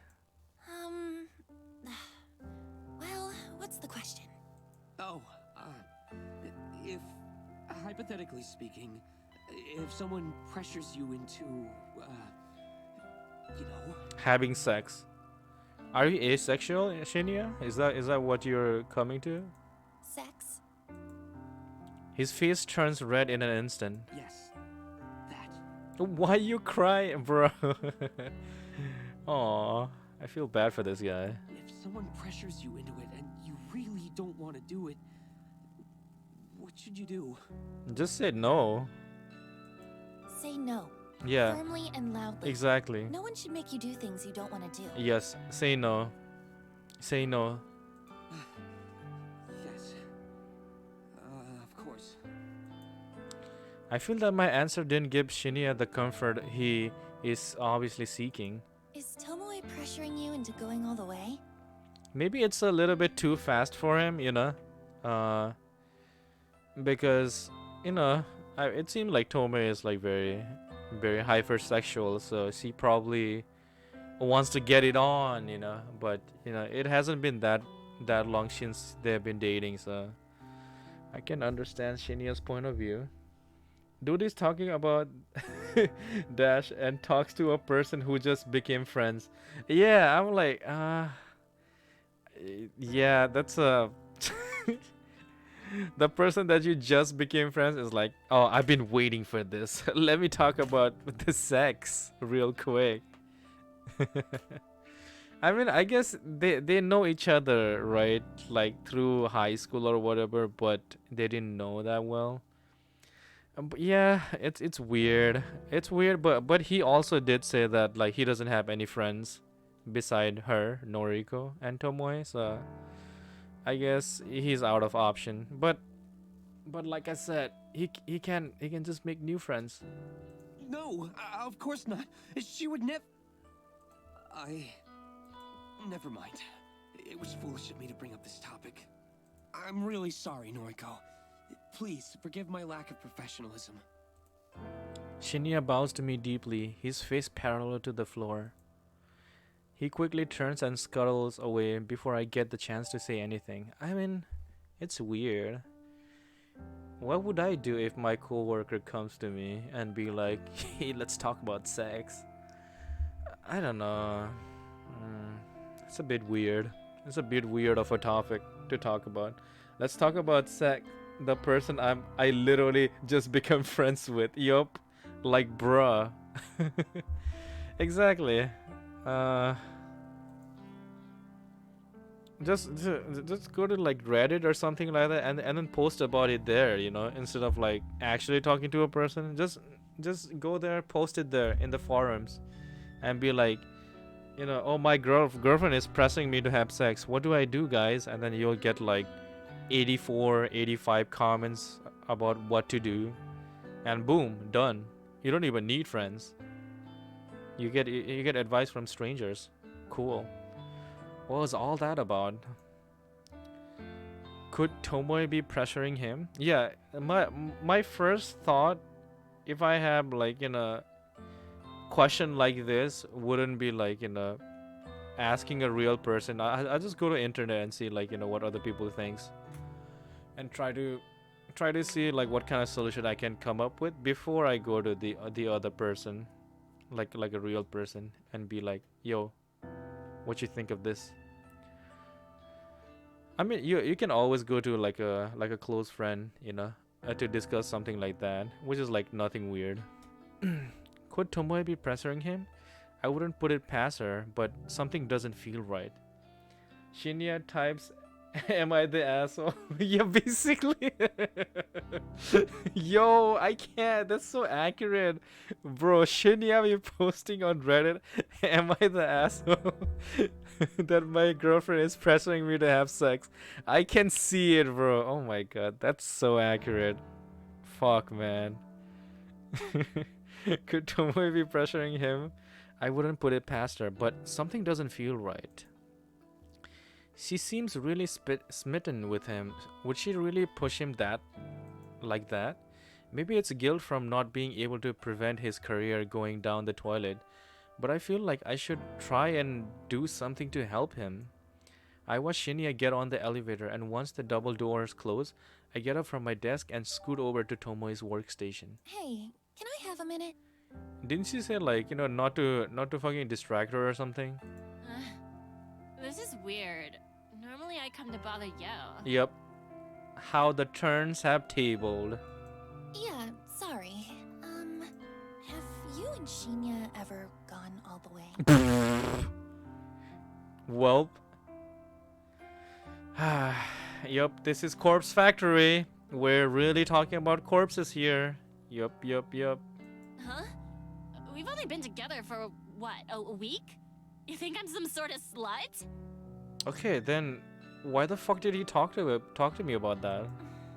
Hey, don't answer that!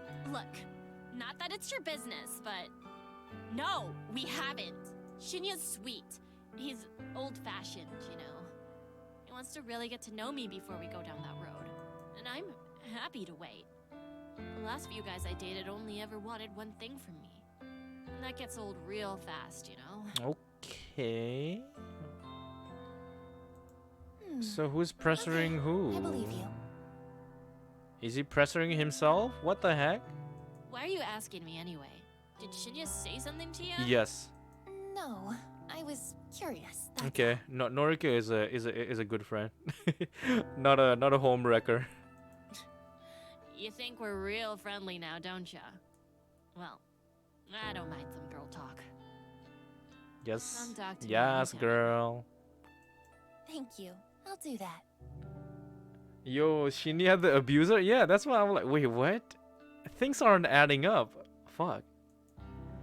Because Tomoe is like the type to be like a open book, I don't think she'll lie about stuff. So Shinya, explains her. Tomoe waggles her. Does he have an ex or something? Fuck, man. Tomoe waggles her fingers in a goodbye wave, and I return to my desk. If I take Tomoe at her word, which I find myself doing increasingly often, then she's not trying to get Shinya to do anything he's uncomfortable with. Yeah, that's kind of the vibe I get from Tomoe too. Like, I think she will back off if she makes someone uncomfortable. So that can only mean one thing. Someone else is pressuring Shinya. Maybe it's like, I don't know, like Shinya's granddad or something like that, who's like, Shinya, you gotta bust nut and give me a grandkid already. Come on, do it. But the guy admitted to me only today that his only friends are Tomoe and myself. So who was he talking about when he brought up the subject? Probably his parents, his familia. Oh, finally a fucking new place. Jesus. I'm a little worried that I haven't received a news alert for an obituary today. Yep, let's see if the fucking twins died or not. My latest victim, that twin woman, had her photo timestamp set to 9:01 a.m. this morning. If my method worked like it has the last few times, then she should be well and truly dead by now. She should have slit her own throat, or someone mysterious should have come along and slit it for her. It's not like I've managed to identify how corpse girls' power work. I'm no. Oh. I understand why we're here. We're supposed to meet with Koji. Oh fuck. It's not like I've managed to identify how Corpse Girl's power work. I'm no closer to figuring out why her victims die. All I know is that they do die somehow. And yet I can't find any matching obituaries for the day. I've tried searching manually too. I can't always rely on my automatic filters to get it right. I've scoured every source I can find and have come up with nothing. It's possible that she hasn't killed herself yet. It's possible that she's planning to do it. Or maybe someone else is still plotting to kill her on Corpse Girl's behalf. It's also possible that this time my victim won't die. Depressingly, that puts me back at square one. My winning streak will be over before it really begins if the corpse photo has no effect. I make a mental note to discard the burner phone when I get home. I somehow forgot to get rid of it on my way to work. Oh my god, why are we so sloppy? Being so absorbed in my strict morning routine. But it's not too late. Barely 24 hours have passed since I sent out the photo. I'm not straying too far away from my modus operandi. Yo, you came. Hey yo, what the heck? Damn, this man came up with his tie, bro. Fancy ass. Look at his pose though. That familiar halting voice snaps me out of my thoughts. Kojiro stands before me, wearing slightly cleaner clothes than the last time we met. The clothing is still kind of sloppy. I don't know. It's like, I mean, I don't know if I'll call this sexy. I don't know, man. I mean, this is definitely not a dating kind of clothing, so I don't know. It's very weird style. It's very possible that he interpreted this meetup as a date and decided to wear his absolute best outfit. This is his best outfit? Fuck, man. The smell of the morgue is only faint upon him thanks to the desperate cover-up scent of strong cologne. Hi. Hi. Hiya. Can I sit? Yeah, sit on my face. I mean... Please. Oh. Kojiro pulls up a chair and sits across from me. He's relaxed and awkward all at once. His tall, lanky form doesn't really seem to fit in with the tiny, cozy cafe he's selected as our meeting point. Waiting long? Nope. Just came here. No, not really. Great. Ordered yet? Nope. No. What do you recommend? House blend. Fantastic. They roast it here.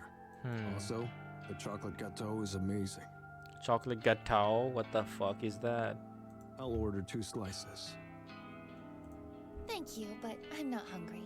Coffee is fine. Yup. She don't eat anything. Roger that. The waitress eventually comes around and Kojiro places our order in fluent French. Oui. I don't know. Fuck. I don't know. No French, bro. Alex is not in the chat. I think the waitress is taken aback as she bows politely and humbly asks him to repeat himself in Japanese. Once our order is settled, Kojiro leans forward and looks into my eyes. You wear glasses? Oh, are we wearing contacts? I subconsciously reach a hand to my face and check if I'm indeed wearing glasses. Of course I'm not. No? Why would you say that? Is he gonna say like my eyes are pretty or something? Kojiro leans back casually and shrugs. Couldn't remember. Maybe you had them on last time. Oh, okay. No, nothing like that. Last time? Is he referring to when we met at the library? Was our makeup fucked up at that time? I don't remember. I've never worn glasses. Sorry. Am I supposed to be like...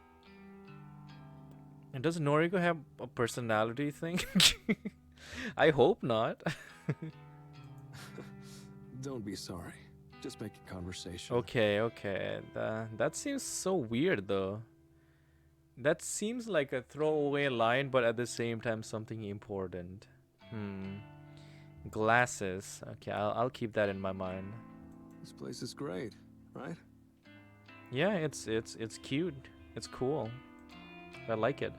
It's true that the cafe possesses a quiet, comfortable atmosphere.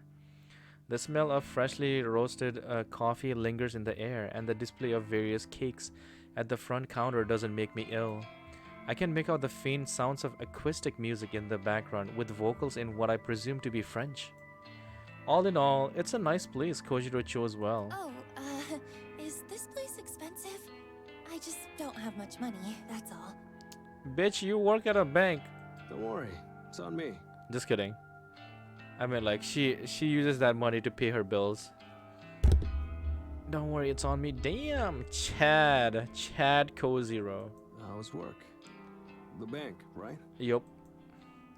I cocked my head to the side. Did I ever tell him what I do for work? No. This bitch knows what I do? Oh no, oh no. He a stalker, bro. This guy a real stalker.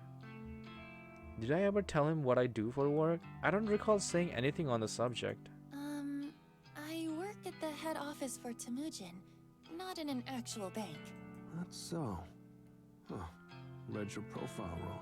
Hey yo, stalker. I relaxed somewhat at his explanation. Of course, he would have read my noise profile before meeting up with me. That's pretty normal. Oh, okay. Or maybe that's what he wants us to think. I don't keep much personal information on there, but it's true that my workplace is listed. Our conversation is put on hold as the waitress returns with 2 cups of coffee and single slice of chocolate gâteau. The cake is delicate and moist, and moist critical, and my stomach growls in betrayal of my convictions. Kojiro thanks the waitress in French, and she once again bows in embarrassment and takes her leave. A bite? He scoops a section of the cake with his fork and holds it out to me. I wave a hand politely and shake my head. Oh well. He takes a bite and looks immensely satisfied with his choice of dessert. Could eat if you wanted. You're skin and bones. Yeah, she is. Excuse me? Oh, but I guess that's pretty fucking rude. Just saying. Could stand to gain some weight. The nerve of him.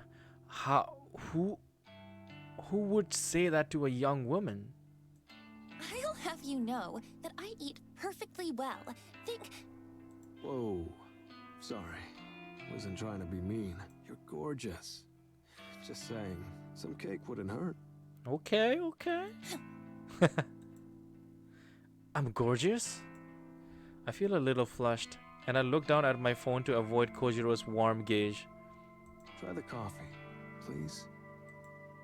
I reach for the cup in front of me, more due to the pleasant aroma than Kojiro's suggestion. I take a sip. It's been served at the perfect drinking temperature, and it's absolutely delightful, rich, delicate. I could drink this all day. I've probably been wasting my time drinking canned coffee. This is the real deal. Thoughts? For the first time since Kojiro arrived, I smiled. It's wonderful. Right? I like your smile. Oh shit, it kind of feels like we are on a date. Oh no, this guy is really laying it on thick. I didn't come here to be soon. Still, the phrase is kind of nice, even if he is just trying to play me with the oldest lines in the book. I figure I should switch the subject to encourage him to stop flirting. So, how long have you worked in the morgue? Wow. Good question. Okay, let's see. I guess he's being sarcastic there. 34 now. Started there at 22. 34 now? What the? 12 years? Damn. 12 years. Never thought about it. Yeah, time just flies, man. Shit, I'm old. No, not at all. You're older than I expected, but really, it's no big deal. How old are you? Can I ask that? I actually want to know too. I don't mind. I'm 20.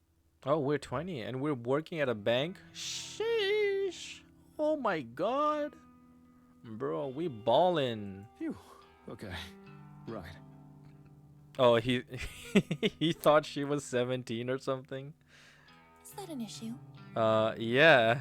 He didn't want her to go to jail. No, of course not. You're mature for your age. Or I'm out of touch. Nice cover. You're out of touch. I can't help but giggle. Wow. Okay. He laughed it off, but I wonder if I did hit a nerve. Would you date an older guy? Hey, what the fuck is going on here? And there it is, straight to the point. How do I answer a question like that? Good question. I've got no issue with age, but I don't really know if you're my type. And if I can be honest, there is someone I have feelings for already. Yup, Aoi, my girlfriend, but she rejected my ass. Not so. Unrequited love. How the fuck do you know? Something like that. Damn, that's crazy how he already knows about that. Props can't compete with that. Hmm. Well, that's okay. You're stunning. Out of my league. Thrilled to be friends if nothing else. Friend sounds nice. Mad. Mad. Friend zone your ass, Koji. Non Lolita for you. He raises his coffee cup in a toast, then takes a sip. Maybe I had him wrong. He might be a bit more mature than I gave him credit for. If he can take rejections without pressing the point, that speaks a lot about his character. So, Corpse Girl. Interesting, right? How does she do it? The photos, the killings, all without knowing the Vic's name. Yeah. Wonder what her death count is. Bruh. Pretty weak. Pretty weak sauce. 3, 4, if I'm lucky. I try not to say this loud. Eiichi Hanada. Car crash. Was it planned? Cut the brake line. Drugged. I have no idea. Sorry. But you requested his death. But I didn't tell her to fucking do that. Yes. Yes, I only fucking put the name, that's it. Boom. I mean, not the name. I only uploaded the photo and the request. That's it. I did lead him to believe that. I'll have to continue to go along with it. And for no personal reason? Yeah. That's right. Brutal. Don't request my death, okay? We'll see. Bruh. His face lights up, almost as if he's impressed with the ambiguous answer. Excited even. Maybe I should try the site. Request a death. Know anyone who deserves it? No. Sorry, not off the top of my head. Neither. Maybe you should request me. Oh my god, why does this guy want to die so bad? I'm dying to know how it goes down. You know, maybe you shouldn't mess with this stuff. What if you really ended up dead? Eh. I can protect myself. Damn, okay. I mainly want a corpse photo. How does she do it? Oh, by the way, you read that book I gave you? Yes, sir. You mean Strange Flower? I did. Bingo. Bingo. I'm halfway through it. Wow, fair effort. It's long. Thoughts? Damn, he really says the word thoughts a lot. It's interesting. I won't lie. He's kind of like a teacher, you know? Like, a lot of the time, like, my professors in university, like, when they finish their spiel or their, like, you know, their lecture or whatever the fuck they say, they're like, alright, questions, thoughts, questions, impressions, thoughts, or something like that. Like, they kind of like bullet fire, you know, a bunch of keywords. And it kind of like remind me of this dude who keeps saying like thoughts. It's interesting, I won't lie. No, Belle Sinclair is a sicko, right? Right. He's not all there. Yeah, like us. Both of us here. Halfway through, huh? So, has he dined with the dead? Yeah. Who was it? His school teacher, I think. He dug up her body 2 days after she died and then dressed her in his mother's Sunday best. Yeah, took the corpse out for Italian. I can imagine the waiter's reaction. Bruh. Ah, classic. Kojiro seems to really enjoy reminiscing about the book. The story is definitely interesting, but the way he's laughing at it makes me a little worried. Then again, the guy works in a morgue, so maybe the whole scenario is just comical to him. Oh, that's it there. It takes me a second to realize what he's pointing at. Sure enough, the book in question is sticking out of the top of my bag. Pass it here. I want to show you a funny passage. Okay. Damn, this guy even knows the page where it's at. I nod and reach for the book. I pulled a massive tome from my handbag with a fair amount of effort. The book comes free, but it snags on the bag's zipper and causes some of the contents to fly out. A few personal belongings fall to the floor with a clatter. I notice my lipstick, lip gloss, notepad, and pen hit the cafe's tilted floor. Kojiro comes around to my side of the table and helps me pick up my things. He pauses when his hands grapple with another book that has fallen underneath strange flowers. Rose photography? Oh no, this bitch knows now I photograph. Ah, this is not good. He knows that we Photoshop bullshit now. What's this? Oh no, this is bro. We are so sloppy. I quickly reach for the book and try to snatch it from his grasp. It's nothing. Kojiro is quick, and he instinctively avoids my desperate grab. He holds the book aloft and continues reading the cover. Huh. English? A comprehensive history of photo manipulation. He returns to his seat and flips through the pages as I finish packing my belongings away. I bow my head silently, waiting for his judgment. Yo, you can read this? Only a little. Oh, this is tough. My English isn't good. Thought it was French at first. Bro. Huh. These images. Kojiro suddenly snaps the book closed and looks at me. I figured it out. I brace myself for his inevitable accusation. Corpse Girl fakes the photos. What? The photos aren't from the future. Oh Like no. that was ever possible. Oh no. He knows. Photo is fake. Timestamp is fake. He's correct. But will he go back to assuming that I'm Corpse Girl? Hey, why do you have this book? Oh no, we're fucked. Are you editing photos? I mean, I have an interest in it, but that's all. This book is old. Doubt the techniques are useful anymore. Still, it's interesting. My theory. Thoughts? About Corpse Girl faking the photos? Bingo. Bingo. I don't know. Sure, it's possible. But can anyone fake a photo so realistically? Realistically? Do you know her photos are realistic? Thinking quickly, I snap back with an answer. You sent me that copy of Eiichi Hanada's corpse photo. The one Corpse Girl apparently produced. True. It was good, right? Pretty convincing. Oh my god. Look at Noriko sucking her own dick, bro. I mean, sucking her own coochie? That doesn't sound right. I mean, like, stroking her own ego. There you go. Fuck. Yeah. Look at Noriko just stroking her own ego. Very convincing. Is photo manipulation that good? I suppose if someone skilled enough was doing it. Oh my god. Oh my. This is so bad. I can't. Noriko, why? We.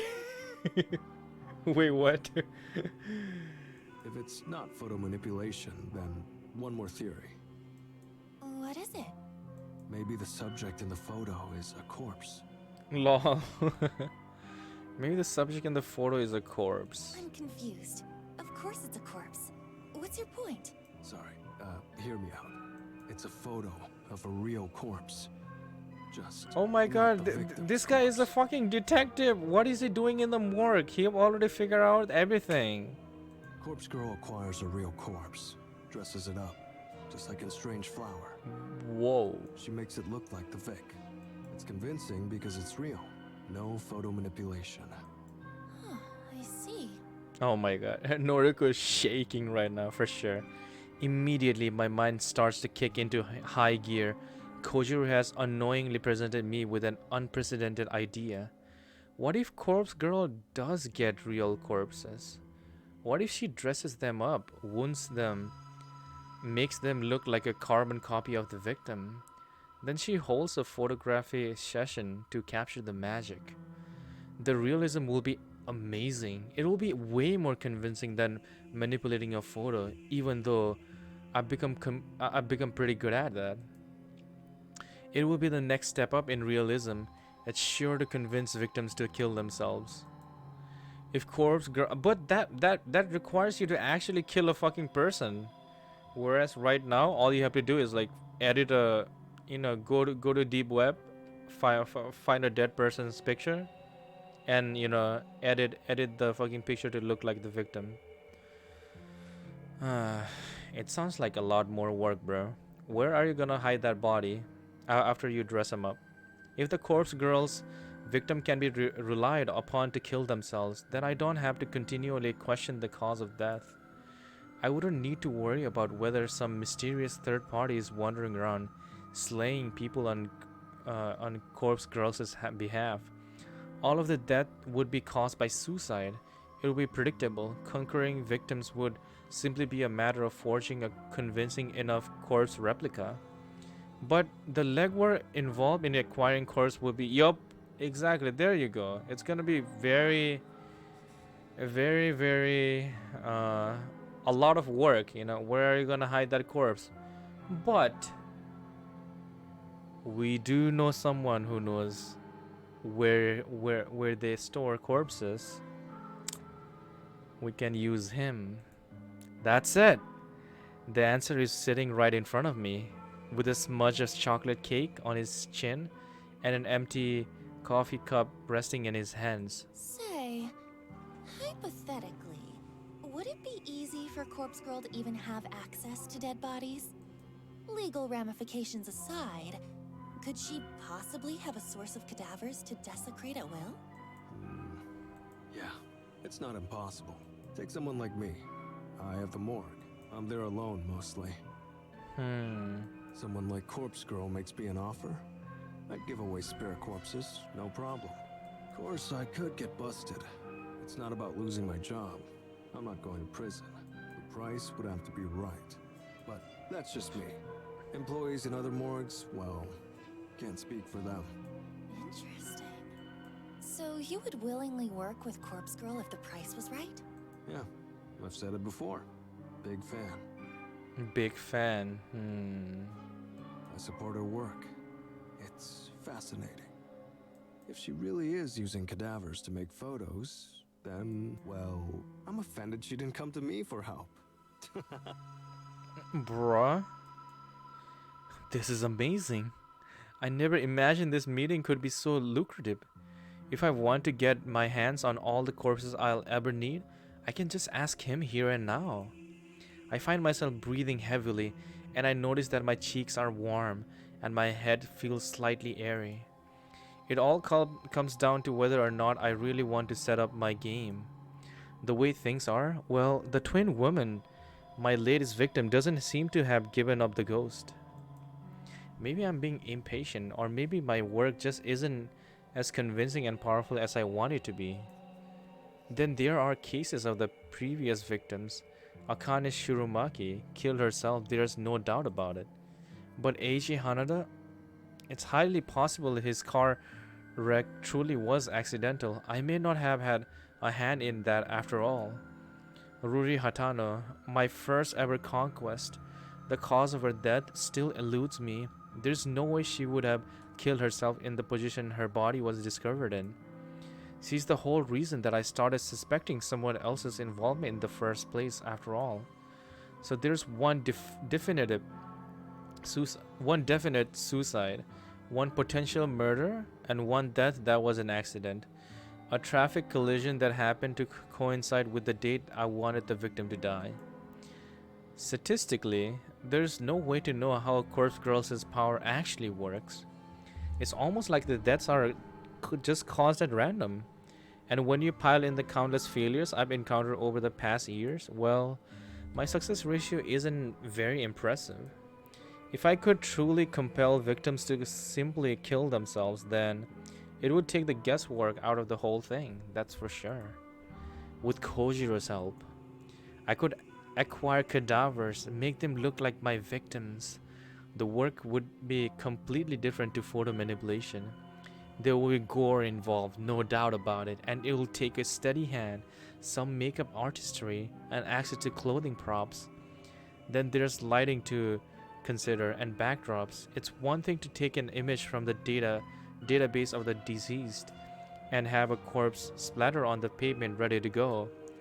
It's an entirely different thing to have to drag a body out of a morgue and plant it in position, then take photos of it. There will be a lot to consider here. It's not a decision I can make it lightly. And on top of that, I doubt I have the courage right now to ask Kojiro straight up for his help. But if I do go for it, I'm absolutely positive it will lend a massive amount of credibility to Corpse Girls' mission. The extraordinary realism will pave the road ahead of me with blood. Yo, finished your coffee? Sorry, I was just monologuing like Kira. Don't mind me.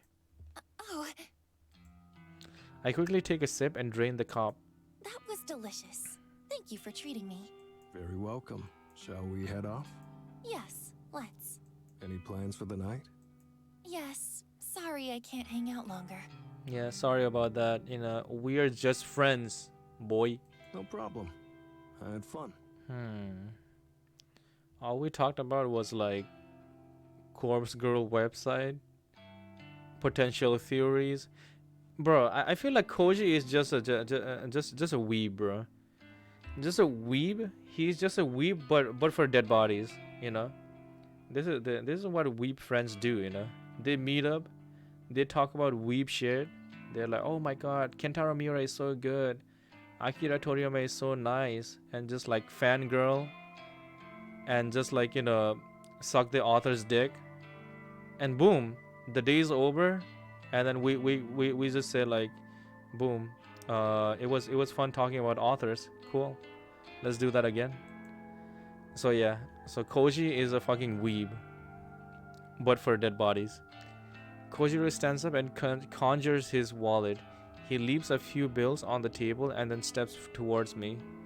I stand up too, playing my best hand. I quickly lean forward and plant a soft kiss on his cheek. What the hell? The maneuver is surprisingly difficult thanks to his height, and I don't think I pull it off as gracefully as I had planned. Oh, Thank you for the date. Will I see you again? What the heck? Bro, Noriko's manipulation skills is better than her fucking photo skills, bro. I give him my best alluring look as I bat my eyelid gently. yeah, of course. Damn, using her girl charm. Let's go. He slowly rubs his cheek with tender fingers, amazed that I just kissed him. Bye-bye now. I spin and make a beeline for the exit. Wow. I hope my trembling legs don't betray me as I step out onto the pavement outside. It's not in my nature to try and seduce somebody for my benefit, so much so that my attempts at it has left me feeling rather queasy. I don't know if I pulled it off, but now that I've left the cafe, I can look back to see what effect I had on Kojiro, if any. I cross the road and shiver runs down my spine. That was pretty bold of you, Noriko. That will make sure this boy keeps seeing you and you can manipulate his ass. That's good, that's good. All according to Keikaku. I hope I'm prepared for what I'm getting myself into. Oh, it's the same place where Aoi is usually, I think. The weekend is here. Despite my desire to stay inside my apartment with the doors locked and windows closed, I find myself at the mall shopping for a new phone charger. My current charger gave up on me at midnight. Now my phone is running dangerously low on life power. I tried plugging into different outlets. I tried plugging into my laptop, but nothing I did gave my device even the slightest amount of charge. I thought for sure I had a spare charger lying around, but I couldn't. But I turned my apartment inside out trying to find it. Couldn't even find the right type in my drawer of burner phones. So either the charger has died, which is the best case scenario, or my phone has become faulty. I hope the latter is not the case because I really can't afford to purchase a new one. Getting it repaired is out of the question. I refuse to hand it over to somebody for a day or two and go without it. So I'm hedging my bets on the issue being with a charger. If I can buy a new one, all my problems should be solved. This is what I tell myself as I scurry through the crowded mall, dodging left and right to avoid careless people trying to bump into me. I know there's an electronics store around here somewhere. Even a discount store will probably have a budget charger that will still fit my device. I just want to find what I'm looking for and get out of this place. Me every time I go to a fucking shopping mall or any like food store, I guess. I just want to get my regulars. Boom, get the fuck out of there. As I blindly navigate the area, I think back to last night when I first noticed my phone was no longer charging. I had been browsing through the obituaries newsfeed, searching desperately for any sign of my latest victim's demise. No clues came up. There were countless new obituaries, of course. This is a big country. People die every day, but very few matched the description of my victim. The obituary that did match had photos included, but none of them looked remotely like the twin woman. It was dead end after dead end. I might have to just accept the fact that this latest request will go unfulfilled. But accepting it makes me angry, very, very angry.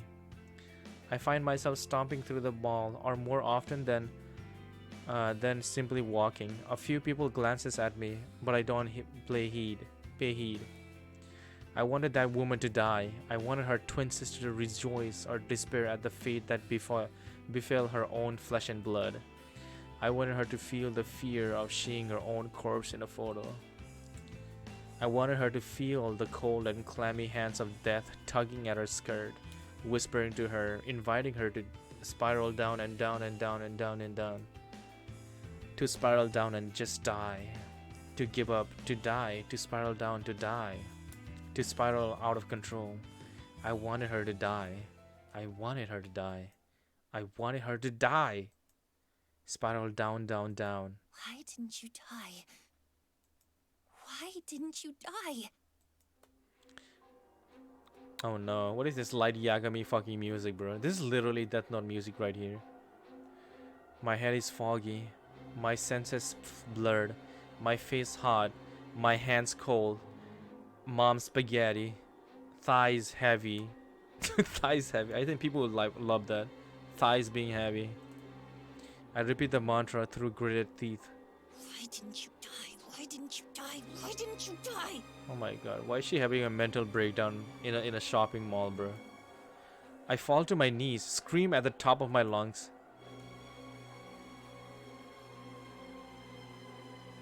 Ah!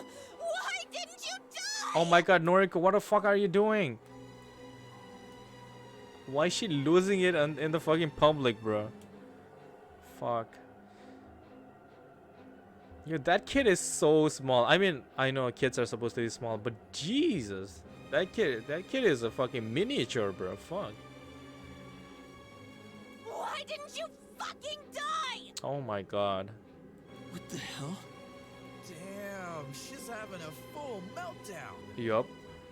Can we get a security guard down here, please? What? Nah, I don't think you need it.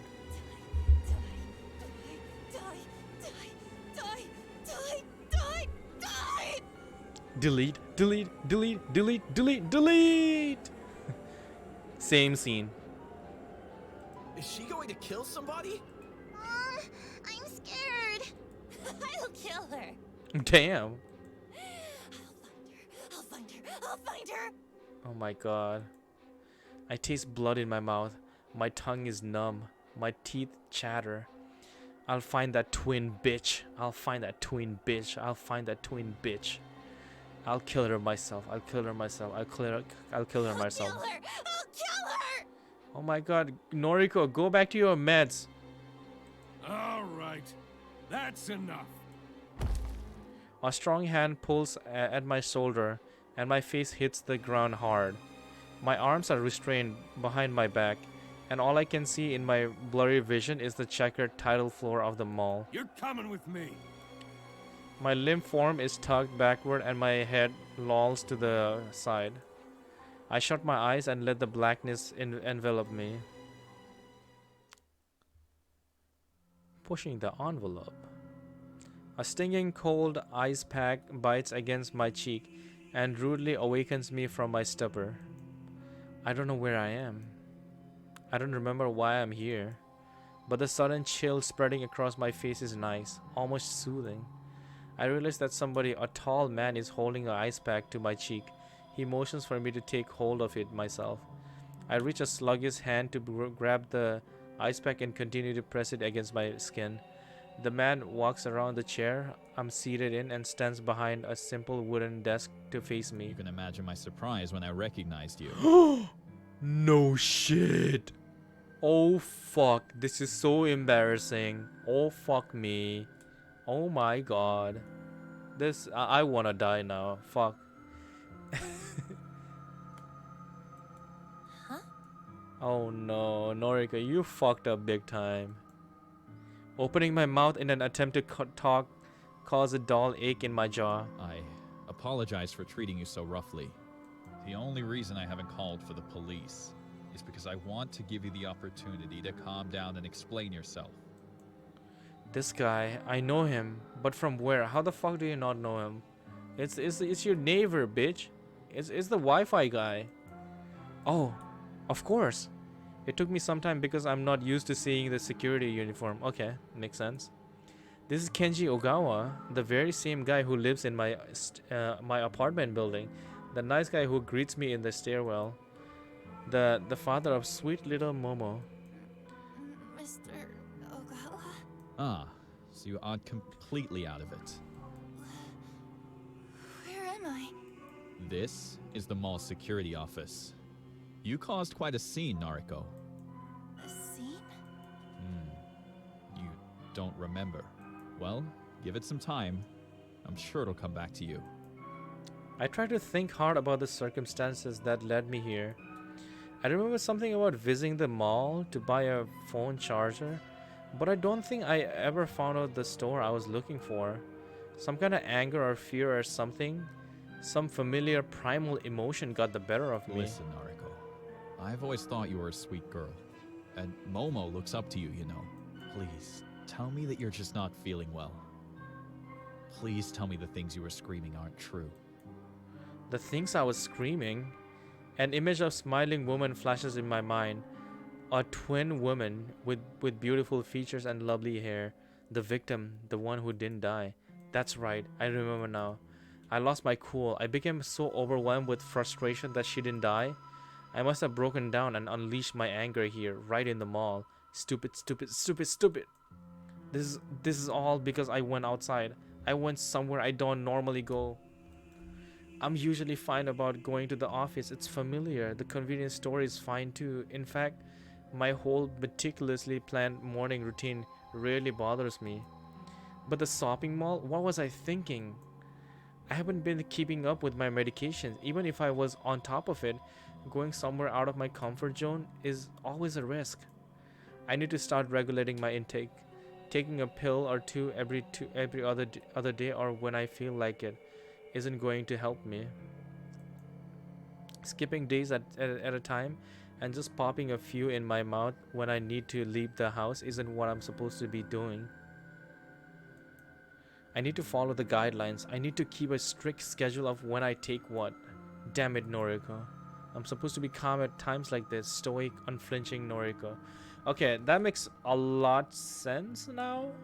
Like why she tells herself to be like stoic, unflinching Noriko, because she have this condition where she can just like just kind of lose control of her body if she doesn't like, you know, take the fucking medicine, which she's like slacking on. So Because the medicine make her, hungry. What the fuck am I doing? Nariko, you still look a bit flustered. Do you want to lie down for a bit before talking to me? No. Okay. Well, do you want to explain what happened? No. I never took you for a troublemaker. Please, Nariko. I'm begging you. Don't make me call the police. You were screaming about killing somebody. You were manic. You can't just act like that in public. You scared 100 people just trying to make their way through the mall. You scared me. A knock at the door causes Kenji to flinch. Ogawa, may I enter? Yes. Please come in, Mr. Fujikawa. Mr. Fujikawa, that sounds familiar. Mr. Fujikawa, is that the manager? The metal door separating the security room from the real world opens with a screech. Oh, no, it's not. It's a detective, I think. Yo, Mochi! Mochi, hello, Mochi. How are you doing? How are you doing today? I'm guessing you came back from your work. A broad, intimidating man enters the small room and displaces all the air inside. I feel like I'm going to suffocate. This her? Yes, sir. She's calm now. Yeah, I am not a psycho right now, bro. You know, screaming about killing someone, it's natural. All of us have mental breakdown at some point. I just happen to have it right now, officer. Everybody can calm down. Okay, doing good, lol, and yes, hope you've been well. Yeah, I've been well too, Mochi. But I think, I say that, but I'm gonna skip my work tomorrow. Yeah, I don't know. I just don't feel like it for some reason. It's so bad. But yeah, I don't feel like going to work tomorrow. But yeah, I've been playing this goddamn visual novel game called Corpse Factory, where we talk about office drama a lot, more than the fucking corpse thing. So take a day to rest ain't that bad. Yep, that's what I'm planning to do. Yeah. Yeah, yesterday and today I was feeling like shit, so I was like, yeah, I'll just take a break real quick. Fuck, man. But yeah, I'm not gonna take a break from my stream though. No matter what. Indeed. The man, who seems to be some sort of detective, looks me up and down with a sour expression. This. Your name? My name is Kurosawa. I don't answer him. I see. Sir, if I may, this is Nariko Kurosawa.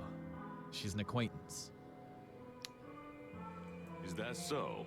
An acquaintance? Well, that speaks volumes about your personal life, Ogawa. Oh no, he's gonna say like Ogawa is biased. Sir. Yup. Kenji, you're biased. Leave us be. I wish to talk to her. Yes, Mr. Fujikawa. Kenji bows, his grim smile cracking under fear as he exits the room. The detective, or whatever he is, towers over me. He pulls out a badge from inside his jacket and flashes it at me. My name is Fujikawa. I'm a detective, an investigator for the Tokyo Metropolitan Police Department. You must understand that we take death threats very seriously in the police force. I guess like me shouting, I'm gonna kill you in the mall counts as death threat? I guess it does. I didn't specify who, but... Huh? Excuse me, but Kenji said he didn't call the police. Kenji? Ah, Ogawa. Well, never mind what he said. I was here already in regards to another case. I happened to witness your little outburst. Ogawa was kind enough to allow me a moment to interview you personally. Bruh. Right. So, what do you want to talk about? Listen, if I were in your shoes, I'd drop the sardonic act. All the office drama. Oh shit, fuck. Oh no, I got too excited and it fucking like skipped some of the lines. All the office drama. Yeah, I mean like this is not office drama, but look, when you weren't here, it was all fucking office drama, okay? Like one of the coworkers dead ass was like, "Yo, we are friends now, right? All right. Uh so my girlfriend is pressuring me to have sex." I'm like, why are we talking about this? You know, we just met. We just became friends. Why are we talking about sex already? Yeah, so interesting fucking workplace and fucking office drama. But yeah, right now it's not office drama. Right now it's just we had a psychotic breakdown and we were shouting we're gonna kill someone, and the officer came and I guess like interviewing us about who we're trying to kill. Let me see which lines we fucking skipped. Listen, if I were in your shoe, I'd drop the sardonic act. I have reasonable grounds to arrest you here and now. His voice drips with pure venom. We are venom. This guy isn't joking around. I squirm a little in my seat and remove the cold ice pack from my face. Now, Miss Kurosawa, would you please explain to me who you are threatening to kill? A web of dread washes over me as the reality of my current situation starts to sink in. If I don't fly straight and narrow here, I might be in for a world of I trouble. apologize for my actions. I wasn't feeling like myself earlier. I regrettably skipped my medication recently. The medication excuse. Damn. Ah, the classic medication excuse. I'll play along. Were you hallucinating then? No, sir. Not exactly. I need to come up with something quick, or I'm not getting out of here anytime soon. See, I recently had an altercation with a coworker about a guy we both like. The detective rolls his eyes at me. Go on. I guess I was a little upset about our fight, and really, we're actually quite good friends, so I think a combination of that and missing my medication caused me to get a little too upset and say some things I don't really mean. Mm-hmm. He does not believe us. He's like, oh yeah, that bullshit. And how do I know you're not dangerous? Bruh. Are you carrying any weapons, Miss Kurosawa?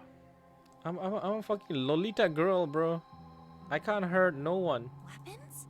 No, of course not. I see. Well, you're going to have to permit me to search your belongings. Yeah, fucking search it. You Go on. understand that I can't allow you to leave until I have established that you're not a threat. I have right? nothing to hide. Except for all my interesting pictures in my phone. The detective lurches forward and roughly grabs my handbag. Hey! He tears it open and rummages around inside. I'm somewhat relieved that I'm traveling lightly toward today. I even left the 2 books I'm reading at home. He finds nothing of interest in the bag, save for one thing, my phone. He taps the screen, toggles the power button, and smacks the phone against his own palm. Is this broken? I realize that the last drop of battery power must have finally drained. I'm probably lucky for the fact if he found certain things on my phone, I might be in trouble. It's not like I keep corpse photos on there. That's what my collection of burner phones is for. But there are certain things that would be incriminating if they fall into his hands. My noise chat log with Kojiro for starters. And then there are those things of Aoi and Tomoe, and that famous singer that had her phone hacked and her private photos uploaded to the net. Aoi knows I have her photos. She's okay with it. Tomoe doesn't know about hers. That would be hard to explain. The singer, on the other hand, was part of a big scandal a few months ago. Probably half of Japan has seen her photos. Still, I'd rather keep my personal matters completely private. I don't want this asshole looking into my affairs. The battery is dead, sir. Where is your charger then?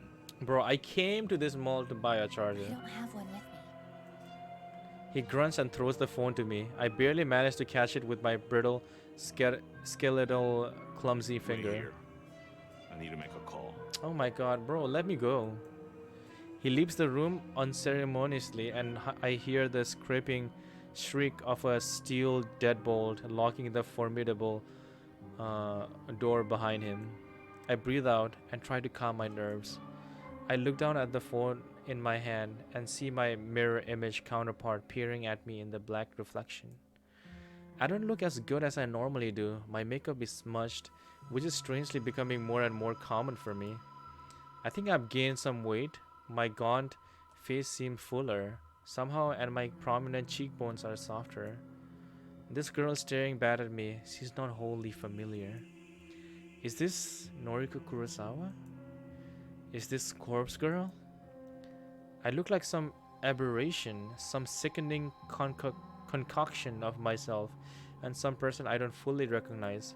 Me looking at my own reflection on the mirror. Is this me? Every morning. I don't understand how I could have gained weight. I've been eating less. Maybe the canned coffee I consume religiously contains more calories than I realize. I'll need to cut down immediately. A sour taste rolls around on my tongue and I swallow it reluctantly. I feel ill at the sight of myself. The steel door swings open and Fujikawa stomps in like an angry toddler. Well, the precinct claims you don't have a prior record, Miss Kurosawa. Yeah, let me go, bitch. That's good news for you, I'm sure. But it's a fucking pain in the ass for me. I don't see how that's my problem. I flinch at his apparent anger and recoil slightly in my chair. Licorice recoil. You're free to go. However, I'll remember you. Another incident like this, and I'll have you in for a psychological assessment faster than you can blink. Damn, bitch. I can do nothing but nod as a wave of relief washes over me. Get your things and get out of here. Oh, for the love of God, go eat something. You look like a starving child. I like how we looked at our reflection and we're like, damn, we're getting fat. Everybody is like, bro, eat something. You dying. Our standards of what thin is might be might be different than other people's. Fujikawa spins on his heel with force and once again leaves me sitting alone. I take a minute to collect my thoughts before picking up my belongings and shoving them into my handbag. As I leave the security office, I spot Kenji standing outside the door. He bows his head meekly. Take care, Noriko. Yeah, I'm sorry, man. I'm sorry I scared the fuck out of you. Yeah. He doesn't lift his head as I walk away. Yeah, my man is shook now, you know? Oh my god, look at our eyes. Oh fuck, we don't look good at all. So much for stoic, unflinching Noriko. Remember stoic, unflinching Noriko? This is her. Weak of flesh and weak of will. Weak. Noriko can't control her emotion. Noriko can't face the world outside without the help of peppy pink pills. Noriko. Oh god, what the fuck is happening to her? She keeps calling herself that. I keep calling myself that. But I'm more than that. More than her. I'm Corpse Girl. I'm bigger than the frail body before me.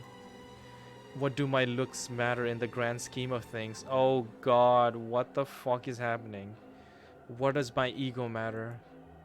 I want to be beautiful, thin, gorgeous. Kojiro called me gorgeous. It made me feel good. But that doesn't matter. None of it matters. Corpse Girl matters.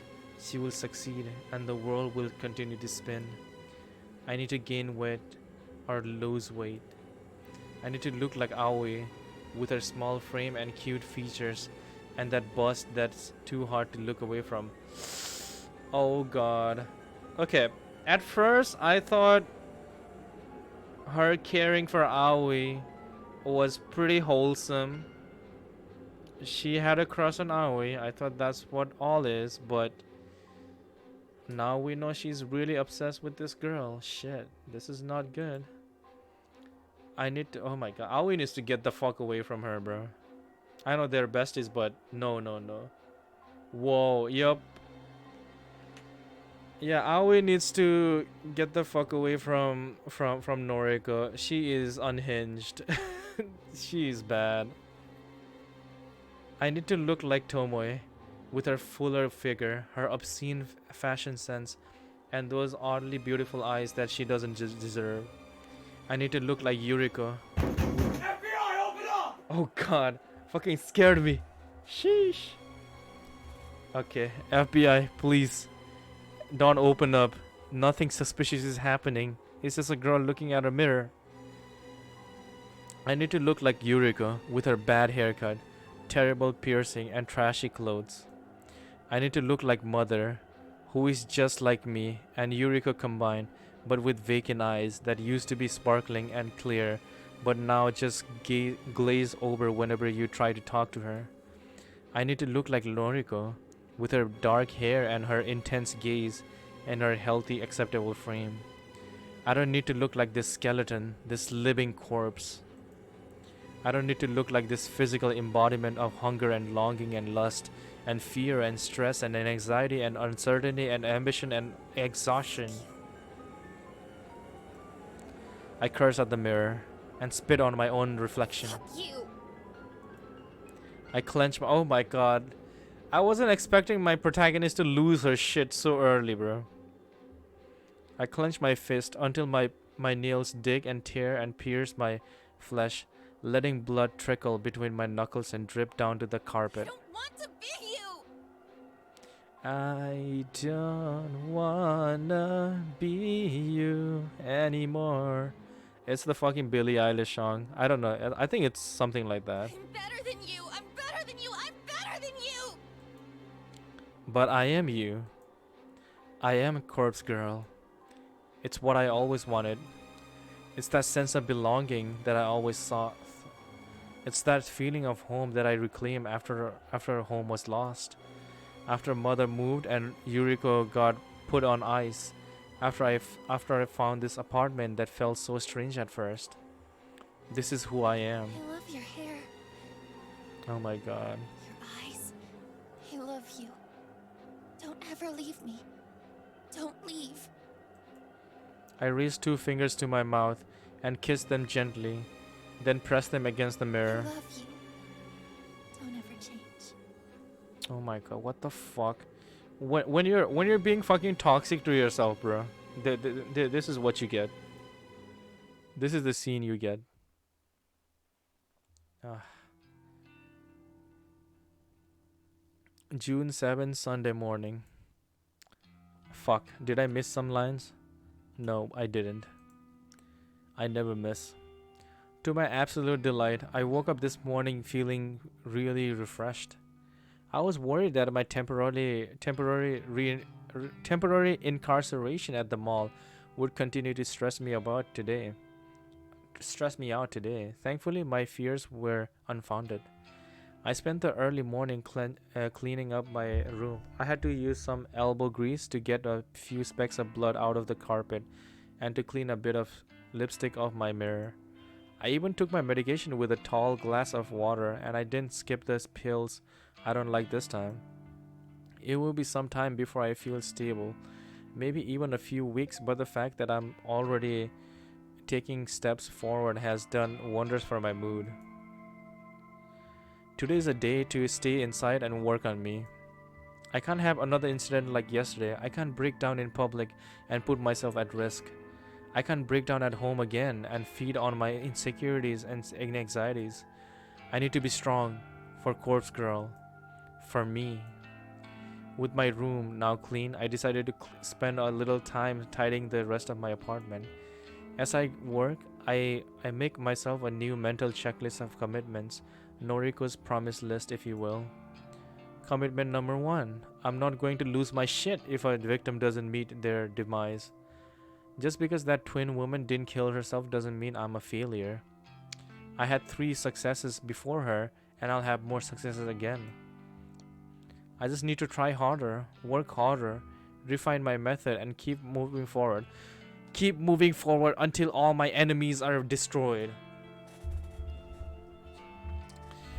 Okay, she says she wants to refine her methods, right? But she doesn't know like how her methods work. So I'm like, how the fuck are you gonna refine it if you don't know how it works?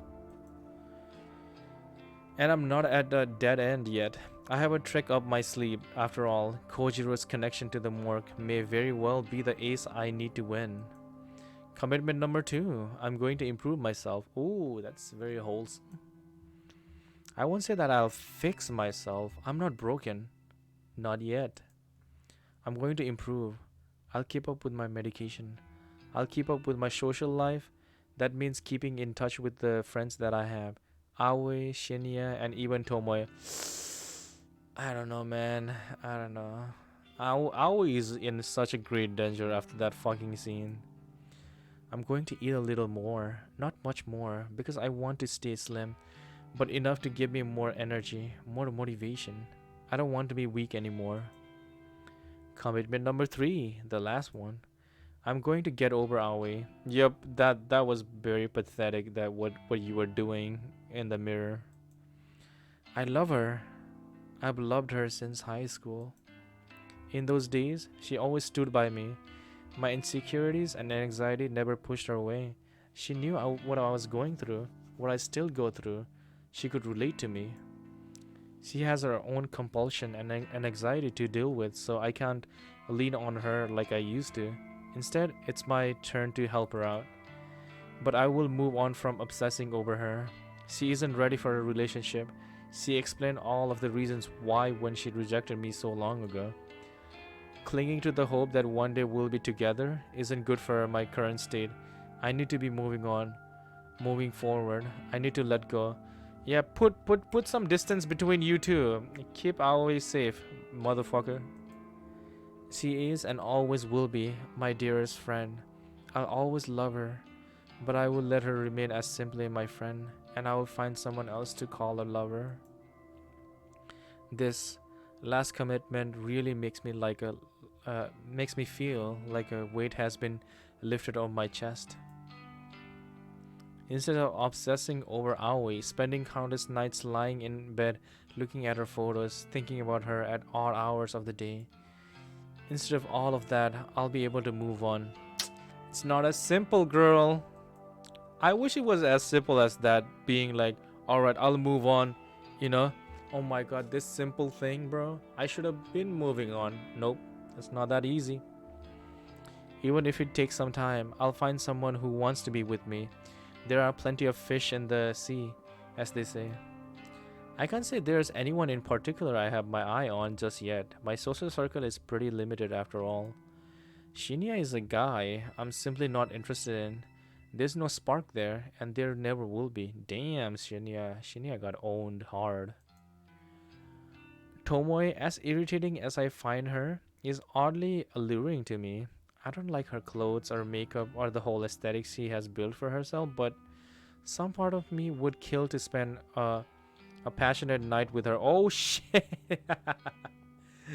Ooh. Fan art. Artist! Where you at? I want Tomoe X Noriko right now. Then there's Kojiro. That weird, awkward, strange alien creature that I just can't wrap my head around. He said I'm gorgeous. He really said that. But he's too weird. I feel like he's the kind of guy that would stalk you and stab you if you ever broke up with him. For now, I can't think of anyone I would seriously pursue, but I'll give it some time. I have all the time in the world. I find myself smiling as I finish tidying up the apartment.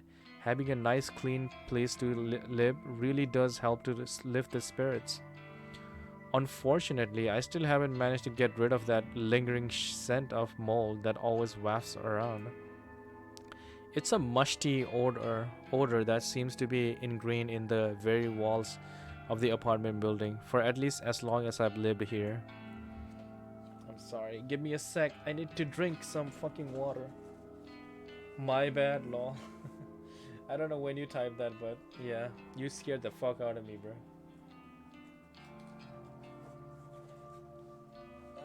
Where's my water?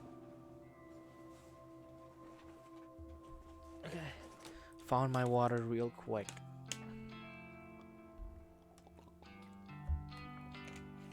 I know it's not coming from my apartment because it's pretty easy to smell from downstairs too. Oh, stretch. Thank you. I'll stretch. Oh man. Oh, my chest hurts. Fuck. I guess it's because of my, like, bad posture while sitting. Whenever I stretch, like, my chest, my front chest hurts. Fuck. I don't know how to improve, man. Improve my posture. I probably should watch some YouTube videos because they always have like something about the posture, like bad posture things. Gym Panda went, oh fuck. You know what? I was actually thinking of going to gym tomorrow. So yeah, from tomorrow onwards, I'll go to gym maybe for 30 minutes. Look, I it's a strategy, okay? Like it's like one of those things where, like, you tell your friend like, oh, we're just going to be there for 10 minutes, right? And then you end up staying for like 2 hours or something like that. So I'm tricking my brain right now. I'm like, yeah, we'll go there for 30 minutes, in the gym, but I stay there for like 1 or 2 hours. Boom. Playing mind games with my mind. That's what you gotta do, bro. I know it's not coming from my apartment because it's pretty easy to smell from downstairs too. And as far as I can tell, my place is completely mold free. I might not be the best at cleaning, but if nothing else, I keep disgusting mold out of my home. Still, the occasional odor aside, my place is clean and cozy now. Damn, bitch, you live like this? I lay down on the couch and stretch my body, letting my taut muscles stiffen and then relax. The day is still early and it feels good that all my chores are already complete. The icing on the cake is the fact that the corpse girl has 2 new requests sitting patiently in her inbox. I logged in earlier and saw them, but decided to sort out my cleaning first. Now I can reward myself by spending the rest of the day working on the new request. I can hardly contain my excitement at the prospect.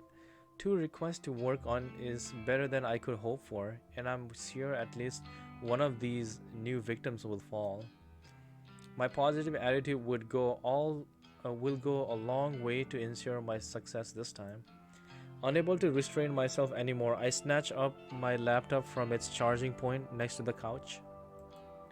I flip open the lid and gaze at the photos that I downloaded earlier. My 2 new victims, fresh blood. Oh, my fucking Saitama looking ass, bro. What the heck? The first is an older male, maybe in his 50s, typical business type. He might as well be a clone of every other nondescript man you see on the subway, at the supermarket, on TV. If I had to guess, I'd take a leap and say his miserable wife wants him out of the picture. Bro, why are we assuming shit about this person? Maybe she's unhappy with their finances, bruh.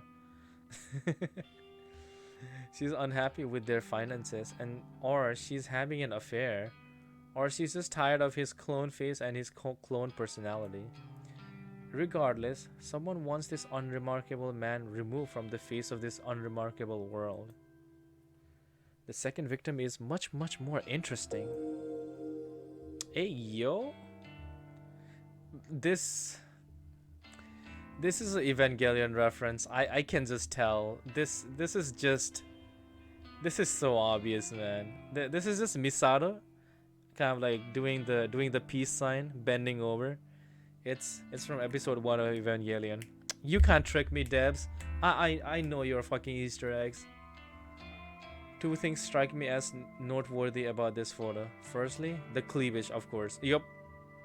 I'm glad Noriko is woman of culture. Secondly, the image is a photograph of a photograph. Ooh, photographception. Somebody has snapped a picture of an actual physical photo and uploaded it to the site. The photograph is in good condition as though its owner values it above all else. A signature is scribbled across it in white ink. It's an autographed photo of someone who is perhaps moderately famous. I don't recognize the woman in question, and the signature is such a mess that I can't make out even a single kanji in her name. Regardless, I would be willing to bet that a disgruntled fan is requesting her death. If she's an idol or a singer or an actor, it wouldn't be unheard of for something like this to happen. A fanboy gets to meet her a few times. They shake hands at event whatever. He asks her out and she politely declines. And then the obsession begins. If the fanboy can't have her, no one can. Kill her right now. Well, that's the theory I slowly pieced together as I explained some of the finer details of the photo. The reasons behind the request don't matter. They never matter. I'll kill them all the same. I'm going to work on the woman's photo first. I'll timestamp her photo with tomorrow's date and send it to her this afternoon. That should give her about 24 hours to give up on life and light herself on fire. Maybe I'll do the same with the businessman. I'll give him a timestamp set 24 hours from when I send the photo. It will be kind of fun to schedule two deaths to occur around the same time. It will make tomorrow a very exciting day. With my goal set, I loaded up the DD and get to work. Okay, what kind of fucked up shit is he gonna make this time? Monday evening. I'm rather proud of myself today. During my morning routine, I made sure to take my medication in the correct doses, and I even washed it down with water. Fuck, man. It didn't even interfere with my strict schedule. I still managed to catch the usual train. I got to the convenience store at the usual time, and I arrived at the office without a hitch. If I can keep up with this dedication, this commitment to improving myself, I know I can be stronger than ever, strong enough to fulfill Course Girl's ambition. I greeted both Shinya and Tomoe when I came into the office, and even made small talks for a few minutes. Oh shit, look at my girl glowing up. Talking with people, socializing, bitch. Look at you. Since the day has nearly ended now, I'm going to make an effort to chat with them again before heading home. Being social would help me through this. That's what Aoi used to tell me anyway. At least before she stopped being social herself, bro. That's how it be though, you know. Usually people who give you amazing advice, they themselves don't apply it.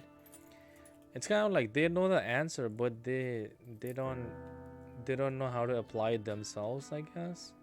Or like they can't, you know, commit to it, to whatever they're saying. That's how it goes, bro. We're all hypocrites. It's about 5:45 p.m. and although both of my latest victims should have killed themselves by now, I don't feel the need to obsessively check for their obituaries. I have a news alert set on my phone, of course. If it uncovers anything, I'll be notified. But even if it doesn't, I won't stress out. I'm playing it cool. Cool, stoic, unflinching Noriko. The drone in the office always reaches its nadir at this time in the evening. It's actually quite pleasant being able to sit in a quiet environment and feel the soft breeze of the air conditioner against my skin. I like to take this time to slowly pack away my things and get ready for the journey home. As I take off my headphones and stretch my arms, damn, Tomoe approaches me with a spring in her step. Yo, what up, slut? Okay. About a week ago, I would have taken Tomoe's greeting as an insult. Now that I know her a little bit better, I can tell she's actually just being affectionate. Despite any differences we might have once had, she really seemed to have warmed up to me lately. Hello. How did your day go? You know, same old. What about you? It went well, thanks. Good to hear. You know, Shinya and I are supposed to go out tonight, but But What's wrong? hasn't he seemed like kind of off today? yeah, he's been pressured to have sex. He can barely look me in the eye. Really? I spoke to him this morning. He seemed okay. You don't reckon he's seen another woman, do ya? Ooh, hey yo, Shinya, what you up to, boy? Another woman? Some fragments of her memories, some glimpses of her murky recollection, flutters around the corners of my mind, just out of reach. Shinya and another woman. Something is on the tip of my tongue, but I can't quite formulate my thoughts. Shinya isn't the type to cheat, though, so I don't know. Cheating? No, Shinya wouldn't do that. He was so nervous when he spoke to me about being pressured into sex. Oh, that's it. The memory that was fleeting around the edges of my consciousness has come into the light. Shinya spoke to me hypothetically about being pressured into sex. He said Tomoe wasn't the one pursuing him, so...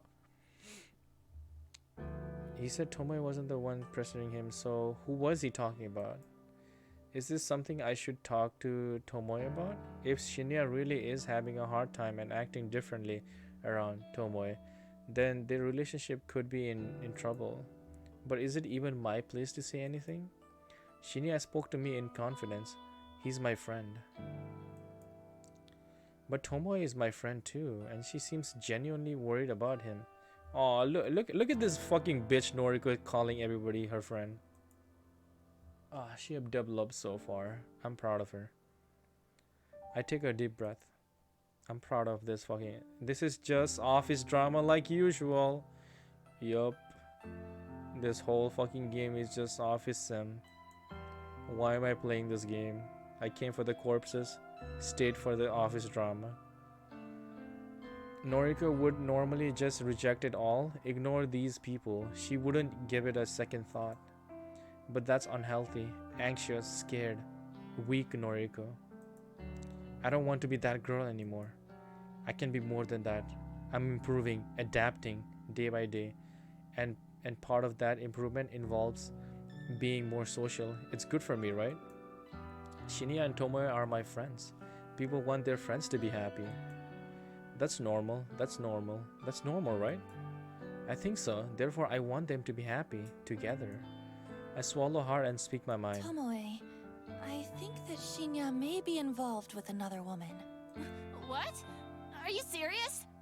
Listen though, it's not exactly how it sounds.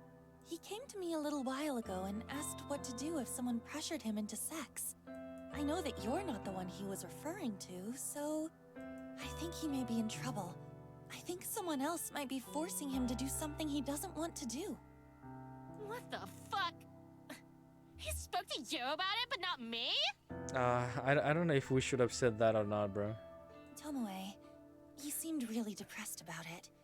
I think he wanted to resolve the situation without having to worry you. Yeah, I get what you mean, but who the hell is trying to seduce him? I'm afraid I have no clue about that. Sorry. Okay, that's fine.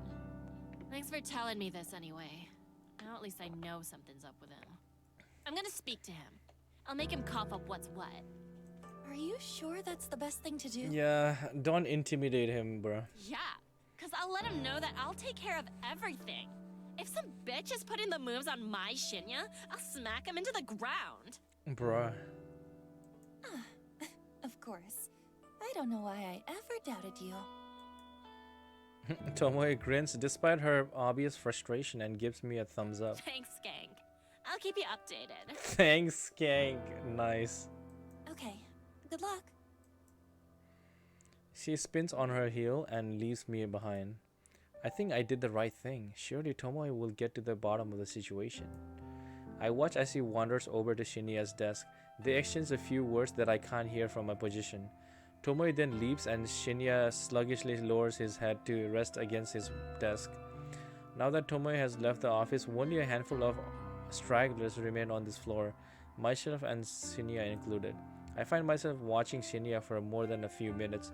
He doesn't seem to notice that my gaze is locked on him. A few more of my coworkers take their leave, and an eerie quiet descend over the empty office floor. I remain in my chair, staring intently at Shinya's distraught face. We're the only ones still here. He doesn't show any signs of moving. Hey yo, Shinya. Shinya be kind of sussy.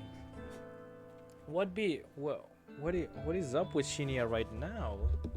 Let's see. He doesn't show any signs of moving. It's kind of unnerving to see him like this. It's not like he's the peppiest or more energetic person I've ever met, but to see him so drained and motionless makes me feel uncomfortable. Who's pressuring him into sex? Who is it? I owe it to him. I owe it to my newest conviction to go and talk to Shinya. More than that, I owe it to him. I find myself striding towards his desk before my mind even registers that I'm moving. Hey, I'm slightly startled when he immediately looks up at me. The sudden movement is reminiscent of a corpse springing to life in a B-grade zombie film. Noriko. not feeling well? Not really. I'm sorry. I shouldn't be here if I'm unwell. I didn't mean to worry you. Don't sweat it.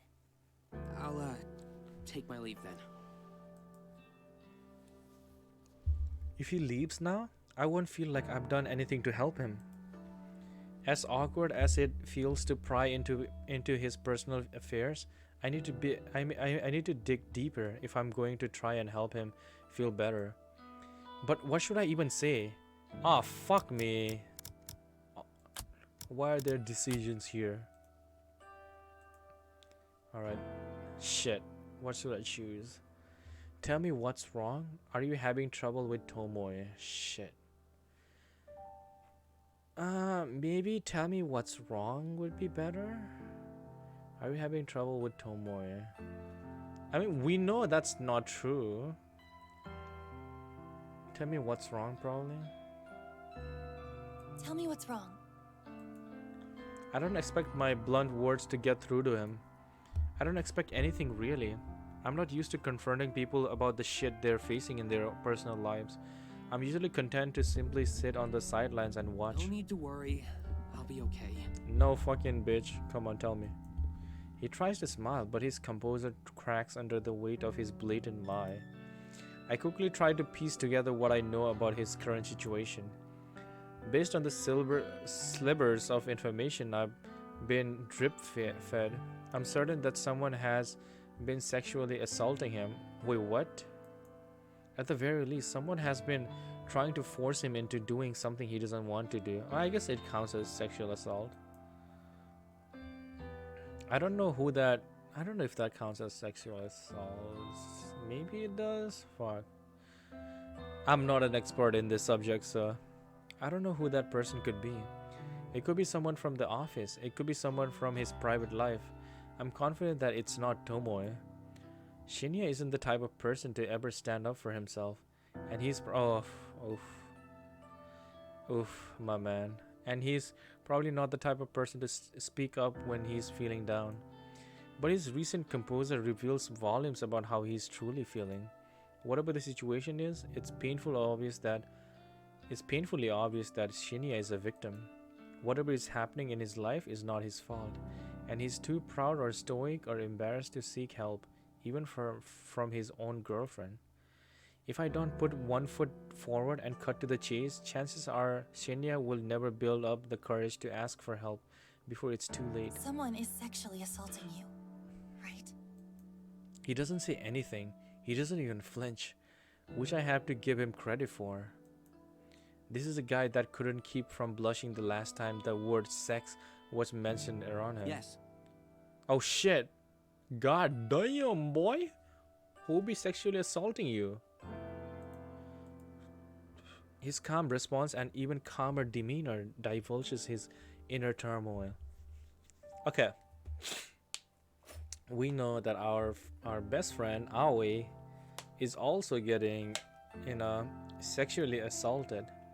And I'm guessing like it's kind of like this similar situation. Maybe In this case, also, it's his family or something. I see. I don't know what to say next. I see probably wasn't the best starting point, but I'm truly at a loss for words. He confessed so readily, and I expected more resistance. Can you tell me who it is? I can't. I can't tell anyone. Why? Not you. Not Tomoe. I can't even tell my father, and he's a detective. A powerful authority figure. Why can't you tell?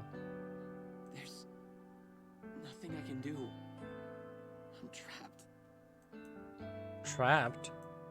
It's a feeling I'm all too familiar with. It's a feeling shared by countless victims. Not that Shinya and I have ever gone through the same trauma. A part of me can't help but wonder if that feeling of helplessness is what flashes through the minds of my own victims. Actually, I don't have to wonder. I know it is to be true. The realization makes me feel simultaneously queasy and satisfied. What will happen if you tell someone? I don't know. If the truth comes out, I could lose my job. Oh fuck. Oh no. Oh no. Oh no. Oh no. I think I know. I think I know. I think I know. I think I know what's happening here. It's the girl. It's the superior girl, you know, who told us to apologize to Shinya. That girl. I don't know what her name is. But I think she is sexually assaulting him. So it's probably like it's thanks to her that Shinya got the job. So if he comes forward, you know, he's gonna lose his job. Is it the boss? Yes, it's the boss. It's the boss. Yeah, it's the fucking boss lady that's sexually assaulting him. Oh my god. His job? Then it's somebody then it's somebody we work with. Somebody in this very office has been taking advantage of Shinya. Somebody here then. Yup. I speak my thoughts out aloud, and he looks directly at me.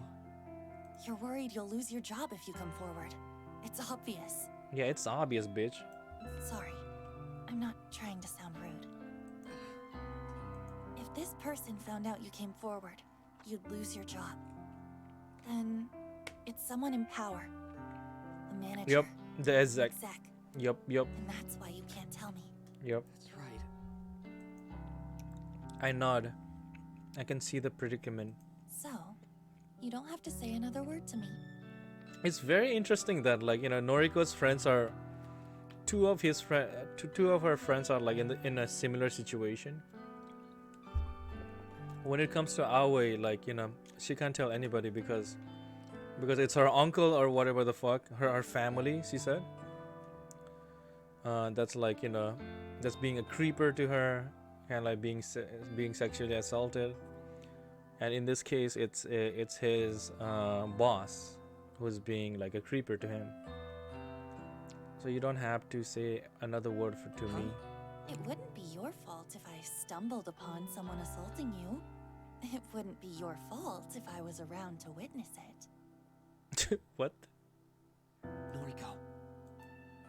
A gleam of resolution sparkles from deep within Shinya's cloud eyes. That is a pretty good plan, though. It's almost as if he's come up with a brilliant scheme, a scheme that I not so subtly planted within his mind. Shinya takes a deep breath before collecting his I'm bag. taking the elevator up to the executive offices. Please don't follow me. Alright, yeah, I totally won't follow. With that, he gently pushes past me and makes a beeline for the elevator. Alright, we're gonna expose the fucking bitch. As the doors close behind him and the familiar thump of the elevator pans out around me, I stand still and close my eyes. I count to 100 in my head, giving Shinya a generous head start.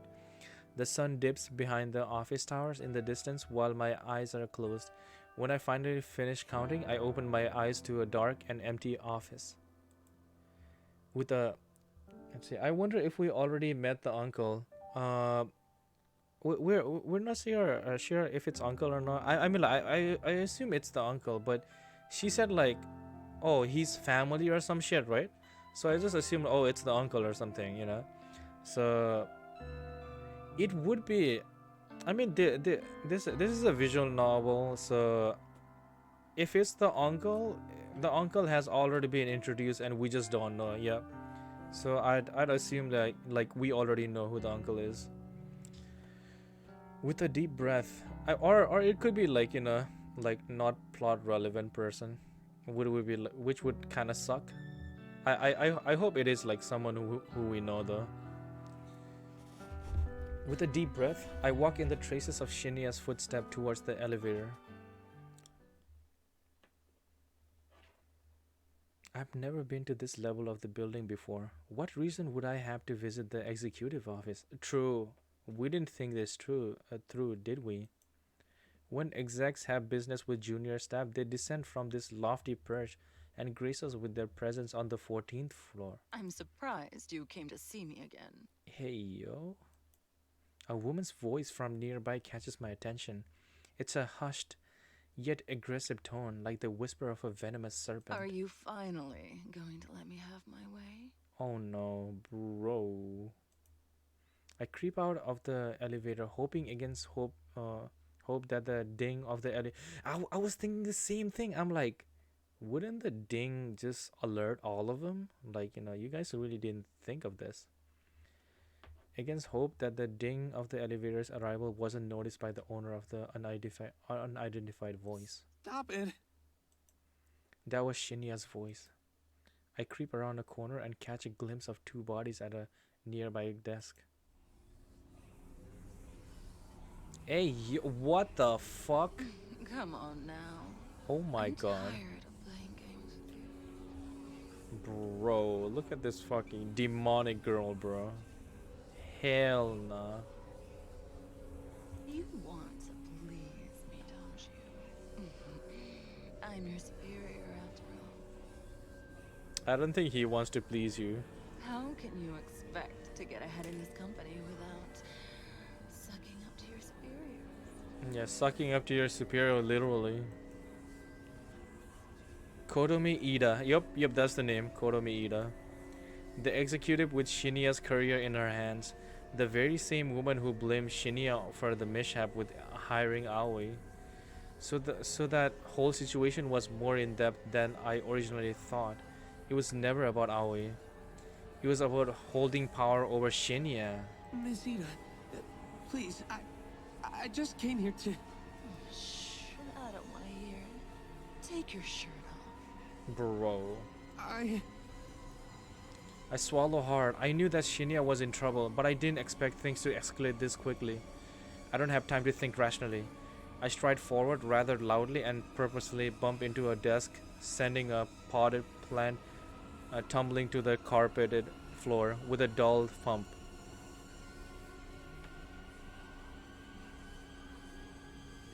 Kotobi's neck pivot at full speed and she turns to face me. Her eyes narrows into hateful slits as she withdraws from Shinya. Within seconds, Kotomi has abandoned Shinya and drawn close to me. Kurosawa, what in hell's name do you think you're doing here? This level is for executives only. I should have you thrown out of here by security. Fujikawa isn't an executive either, Miss Ida. And he looks quite at home here. Bruh. Okay, that's good. Shinya stands in the background, shyly tidying his shirt. Kotomi's eyes somehow narrows even further to the point where I'm certain she can't possibly see anything. Fujikawa's business here is none of your concern, Kurosawa. Leave. Now, or I'll have you forcefully removed. What is our plan here? Fuck, man. How do we stop this? I thought our plan was to like take a picture, like secretly, and be like, "Ha, bitch, caught you lacking." But no, we already exposed ourselves, so I don't know what the plan is. I fold my arms over my chest and dig my heels into the ground. I'm not one for confrontation. I'm not one to hold my ground against a powerful adversary. And yet this vivid image of Tomoe has bloomed in my mind. Tomoe, so strong-willed and head over heels in love with Shinya. Tomoe, who would do anything to protect the guy she adores. In Tomoe's absence, it falls to me to protect Shinya. Fuck off, you filthy skank. Oh damn, she using Tomoe's line now? I can't believe the foul word that tumbled out of my mouth. Apparently Kotomi can't believe it either because her eyes finally widen and her jaw drops. She looks like a stupid fucking idiot. Somehow Tomoe's indomitable spirit seems to have inhabited my body. My words echoes her own. That or I've just managed to find a temporary burst of courage. What did you say to me? You heard me loud and clear. Back off from Shinya. If I catch word that you're harassing him, I'll have you in a legal headlock quicker than you can blink. You don't even know what you're talking about. Trust me, I know enough to bury a dirty slut like you. Damn, girl. Kotomi grits her teeth and a vein protrudes from her forehead. Without another word, she simply pushes past me. Her shoulder slams into mine, but by some minor miracle, I manage to hold my ground. I hear her footsteps fade away as she leaves the floor. I exhale sharply, and a wave of dizziness suddenly washes over me. Noriko, that was amazing. But I don't know if that helped anything. I don't know. Did it help? Did it help? Is it gonna help you? I don't know. I nod and because we don't have a blackmail material over her, you know. I nod and sway a little, then take another deep breath and rebalance myself. Happy to be of assistance. I can tell Shinya doesn't know what to do next. He looks like he wants to hug me, but given the gravity of the recent situation, we both silently decided that's not the best idea. Instead, he settles for patting my shoulder with his hand. Thank you, Noriko. Thank you so much. I don't know where you get your courage. Perhaps I could stand to learn a thing or two from you. Yeah, stand up for yourself, dude. Don't sweat it. I'm going to go home for now. I hope that's okay. Of course. Go get some rest. Shinya smiles for the first time in a while. He releases his hands from my shoulder. After he's gone, I collapse into a nearby chair and listen to the frenzied sounds of blood pounding through my veins. Oof, that was tense, bro. Hey, yo, shower scene. Ooh la la. Steam and suds fill my vision as a pleasant torrent of hot water sprays across my body.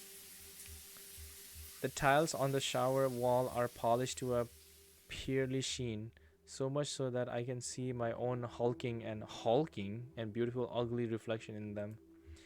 The shadow in the reflection has dark, matted hair in her eyes. I don't know if she can see me like I can see her. I wipe my hair from my eyes and stare into space, trying to shake the abstract thoughts from my mind. It isn't until my phone springs to life from the bathroom countertop that my thoughts return to the present. I startle at the noise. I peer through the shower's glass door, but it's impossible to make out the name flashing on the phone screen thanks to the steam that has fogged up the glass. Aoi is the only person who regularly calls me, so it could be her ringing.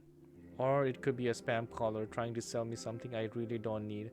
But I may just cave in and buy it anyway, because it's a nice feeling that someone thought to call me. True. I open the shower door and tiptoe out. My wet and dripping body causing... Oh my god, why do you describe it like that? Dripping body causing pools of water to form on the bathroom floor. A deft hand snatches up my phone and I clutch it to my chest and I retreated back into the shower. The water never stopped running and as it greets me with a welcome warmth as I bask in it once more. My phone is a fairly new model, so it's conveniently waterproof. I take advantage of this feature on occasion.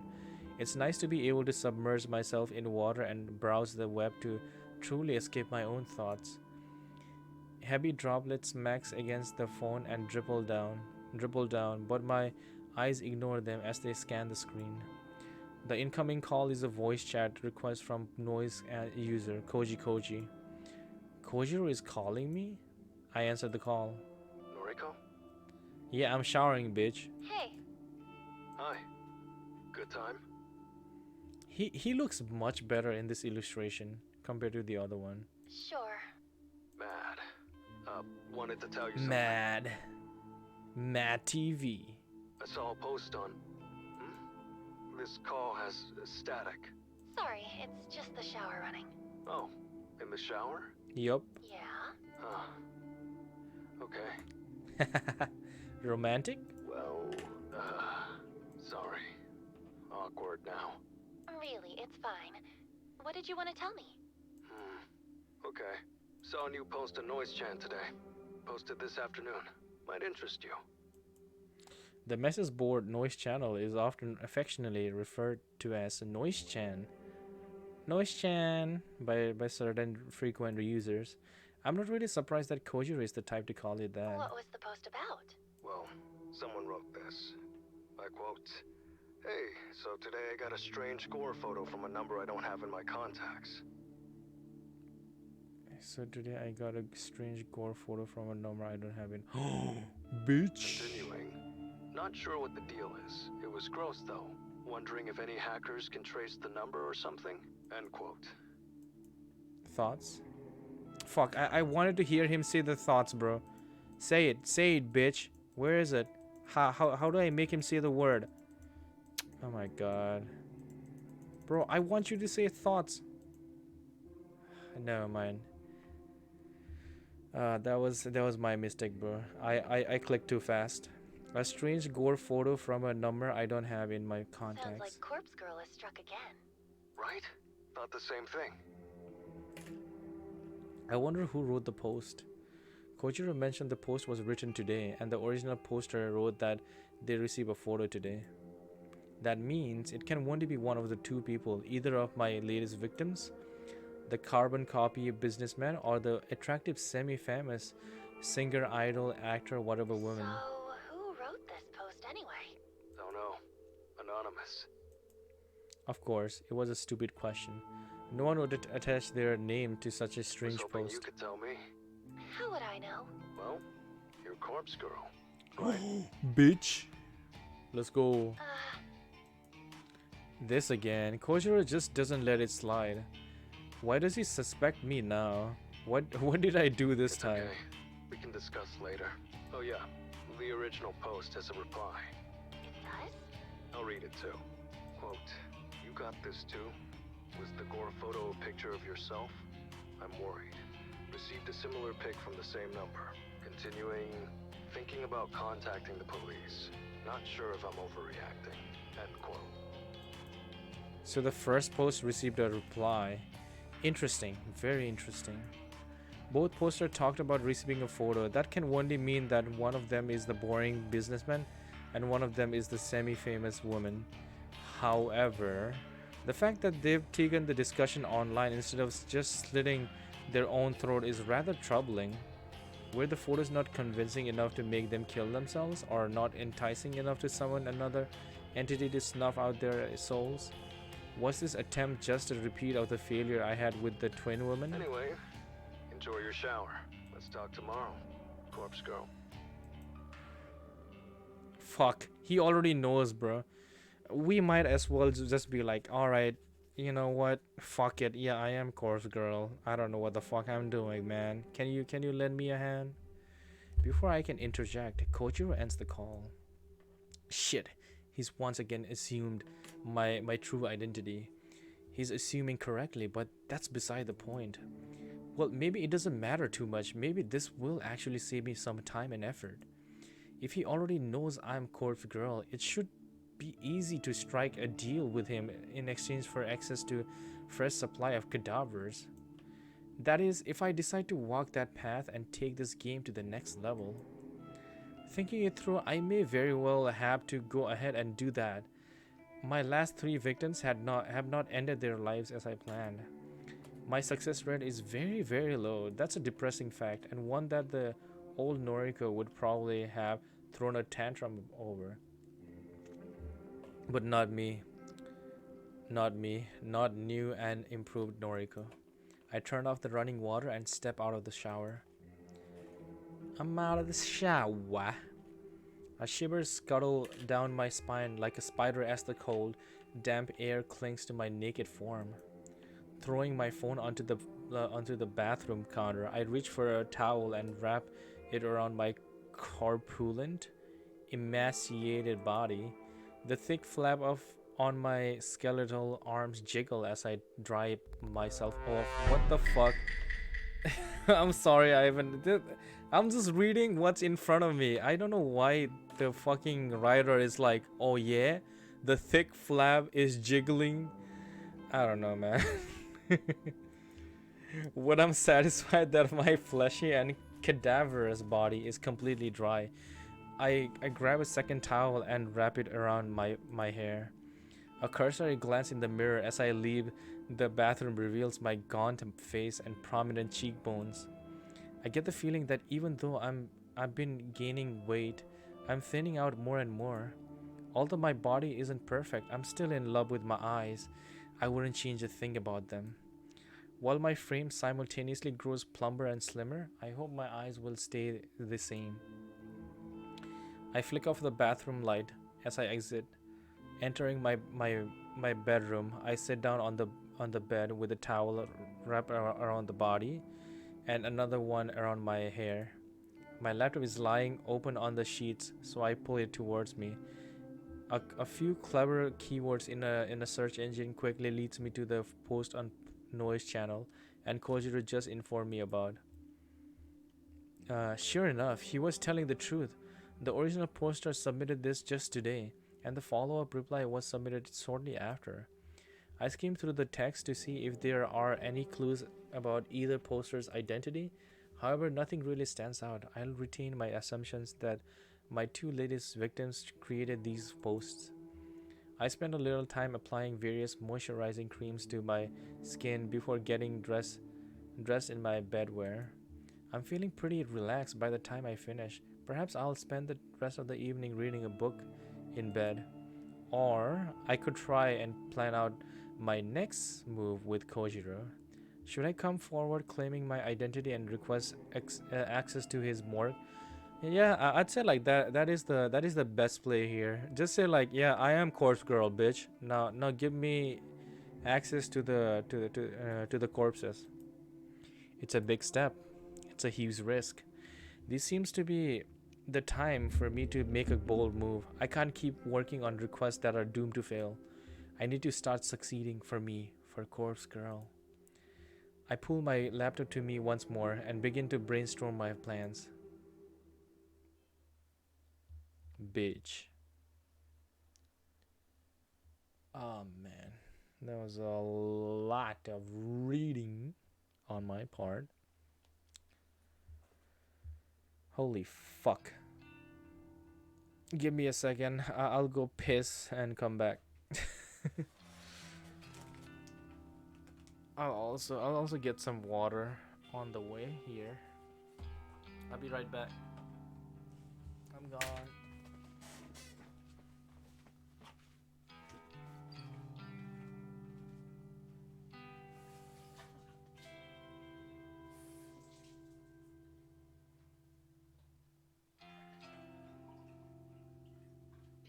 Drink your juice!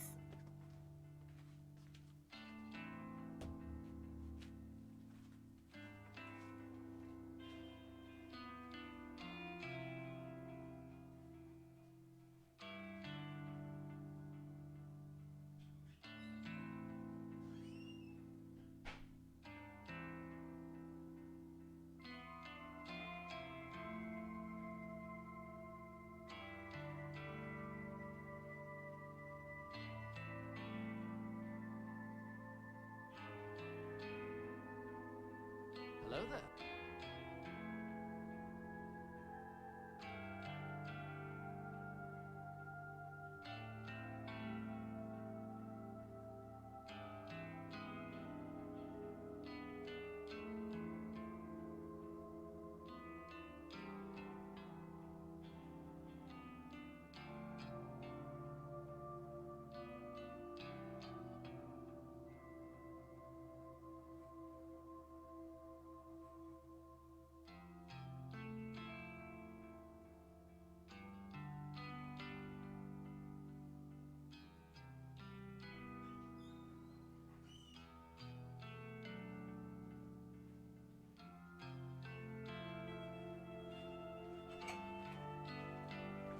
heard that shit.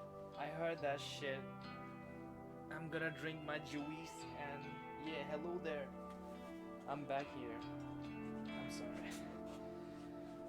I'm coming back to my table. Here we go. I'm back. Let me put my earplugs real quick. Alright, I'll drink my juice right now. Oh yeah. Oh yeah, I'm back in shape. I think I'm gonna stream for like let's see. It's 3:14 a.m. right now. I'm gonna stream until 3:30 and I'll call it a night. Because I gotta come back tomorrow to stream the game, so you know, can't really blow the load. Oh my god, why do I say it like that? Can't really, like, you know, keep going. So I gotta preserve energy for the next day to read my visual novels.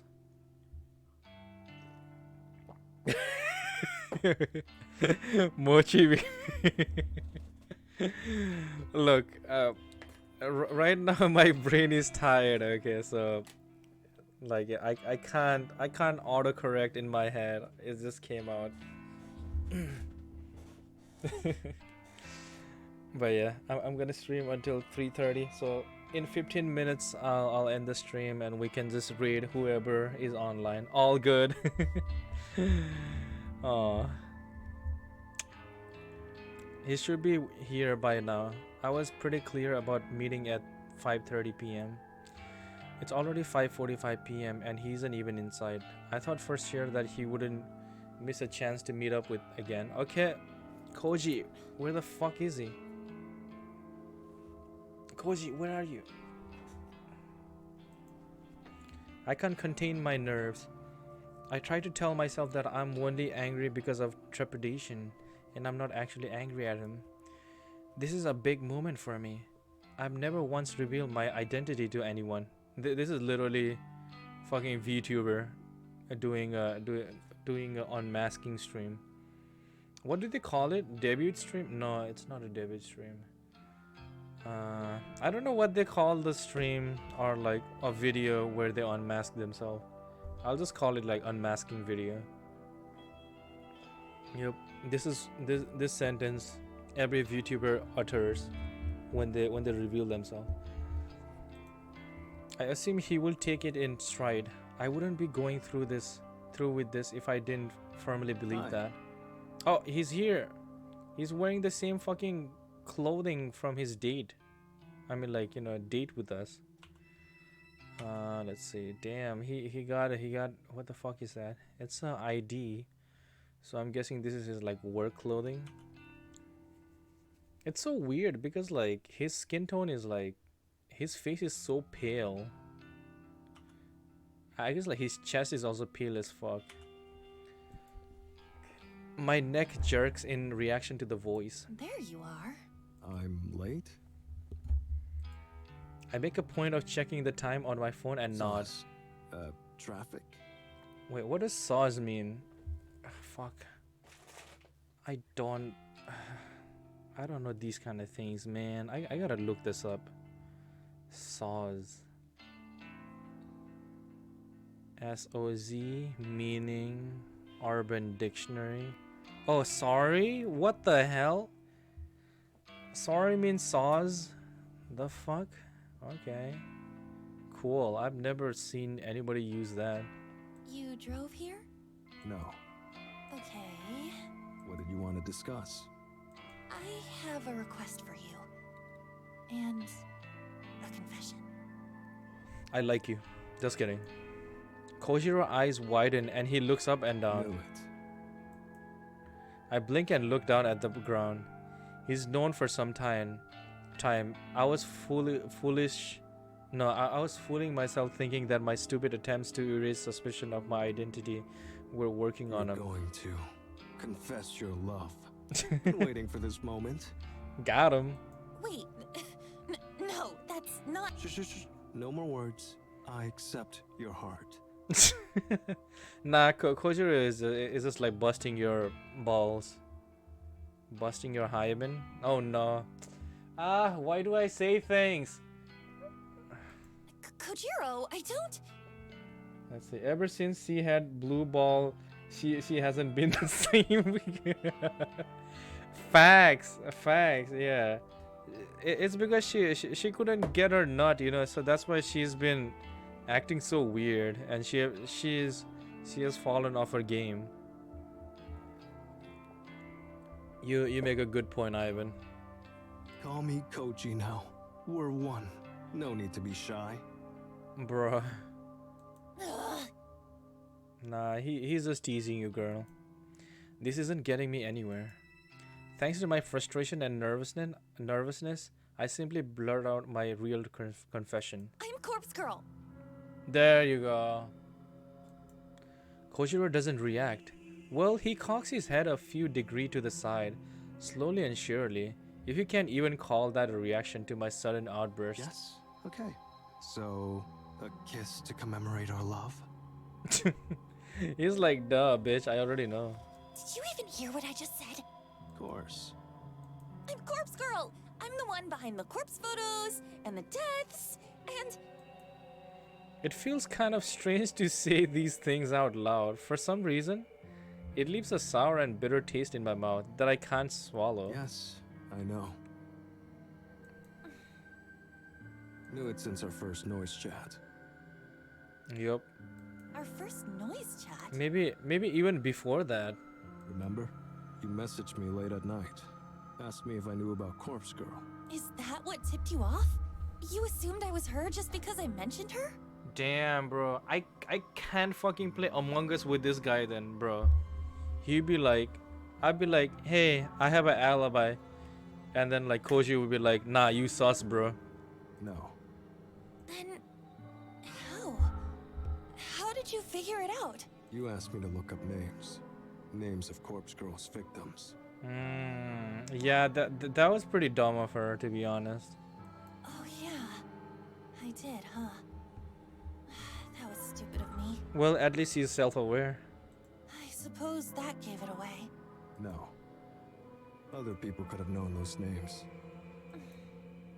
What was it then? Then, come on, throw me a bone here. How'd you find out? You said you requested Eiichi Hanada's death. Eiichi Hanada, the guy who died in a traffic accident.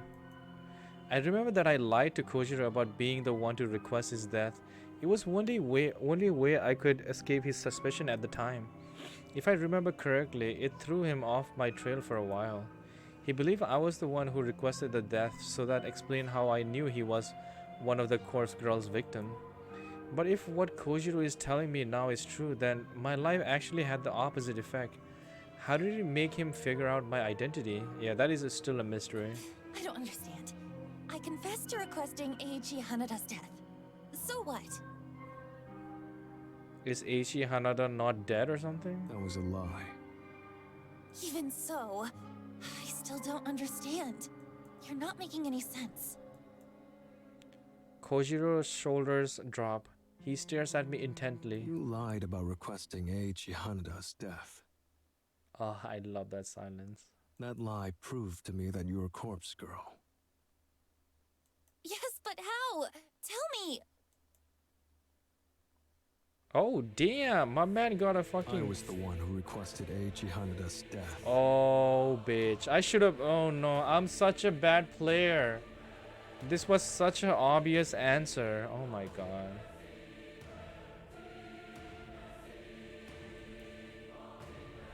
Kojiro's deadpan countenance makes his claim believable beyond all doubt. I feel the blood drain from my I face. submitted his photo to Corpse Girl's website. Oh my god, the music is crazy good. Imagine my surprise when you claimed that you did it. This is like playing Mafia and saying like, oh, I'm the doctor. And the real doctor is like, you've been found, bitch. Basically, that's literally what happened. Plot armor, I know. Look at him flexing his plot armor right now.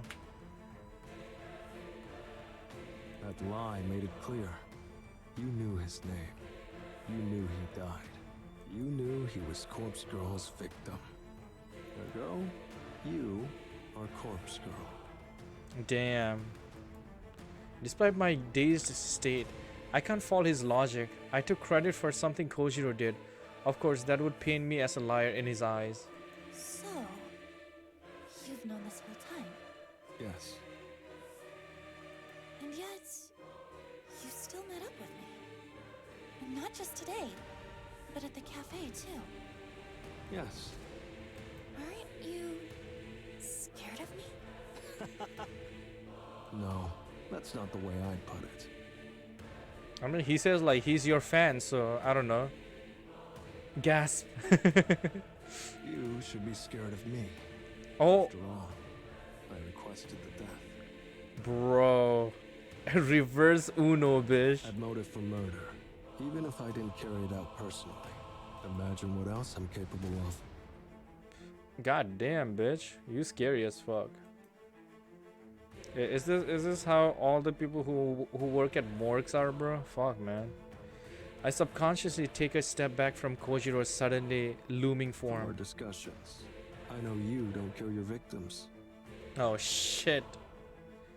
I give away everything, bro. Damn. I'm plain to read. You just nudge them, urge them, tempt them with death as an escape from their fear. You're no murderer.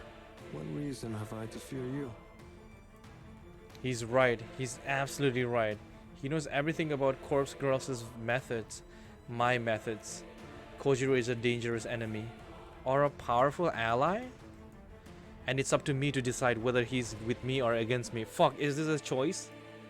I recall our conversation at the cafe. He claimed he would support Corpse Girl if she came to him for assistance. He's a fan, after all. He would support her obediently, no questions asked, as long as the price was right. What's the price gonna be? He's mellow, bruh. Yup. I mean, oh, yeah, he is mellow. He was fucking eating those chocolates too, bro. Those chocolate cakes. It makes sense. So all I have to do is make him an offer that he can't refuse. Join me. Help Corpse Girl rid this fucking world of the fetid filth that infests it. Damn, bro. I decided to quote a certain passage from a book that Kojiro himself gave me. A paragraph from Strange Flower that has stuck with me for some time. There's a certain beauty in death, a macabre certainty, an absolute state of finality. Nobel Sinclair. You understand what I'm talking about. You work with cadavers for a living. The dead can't hurt you.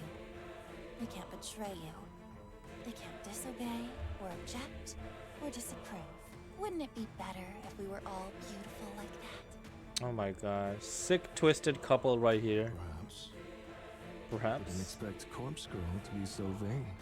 Is your motivation simply to impart your own ideas of beauty to the world? No, There's more to it. of course. Me, myself, Noriko, may be vain. But Corpse Girl isn't burdened by such petty notions. Her ambition is pure. This like the time where Misa visits Kira. Yup, basically. Yeah, you can just say this is like Death Note right here. But I guess like Misa does confess to light. So here it's the same thing happen where like Noriko confesses to fucking this guy, and this guy's like Uno reverse, bitch. Her ambition is crucial to the survival of the entire human race. How the fuck? I thought Corpse Girl is trying to kill everybody. What the fuck? Thought I had a big ego. You're so self-important. Both you and Corpse Girl. I don't expect you to understand. Not yet. But I've realized that I can't do everything alone. I need your help. I need cadavers. I see. What's in it for me? I don't know. This is the critical point of our negotiation. Yup. It could all fall apart here if I don't offer something that Kojiro considers worth the risk. What does he want? Let's see. Well, he likes us, so maybe we can offer him our love. The question is, what does he want? What does he desire? Yo, and where you at, bro? Anne is. Is there even an Anne in this one? Let's see. Maybe fucking Shinya can be Anne, but Shinya would be like a weak Anne. I propose an equal partnership. You'll reap half of the benefits from Corpse Girl's work. What does that mean? This offer is a gamble. I know that in the back of my mind. However, it was the only feasible solution I could come up with when I planned out this encounter last late night.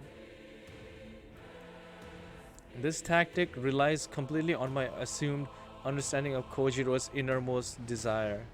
If I'm wrong about him, then this whole thing will blow up in my face. Coochie. Yup, basically.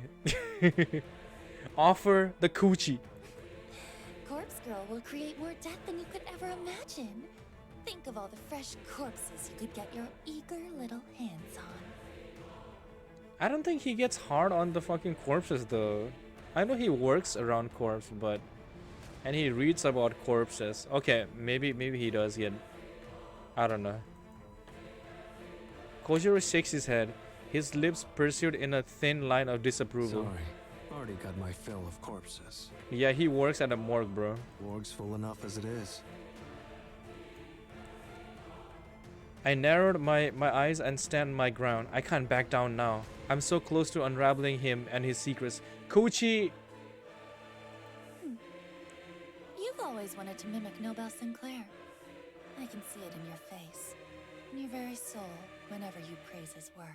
You want to emulate his actions and experience his escapades firsthand. You want to dress up corpses, take them out to dinner, perform all manner of bizarre social experiments with the dead. Yeah, you guys should make a YouTube channel, bro. It's your passion. But living vicariously through Nobel Sinclair's books isn't enough for you anymore. And that's where your fascination with me, with Corpse Girl, stems from. As soon as you figured me out, you knew I was your gateway to satisfying your lust for the macabre. Damn, we're assuming a lot. I really hope it's true though. Yeah, he's not bricked up, DD. Yup. You work with cadavers all day, every day. But you can't get them out of the morgue with eyes on you at all times. I wonder if he's also if he could be like a uploader in DD. That'd be a plot twist.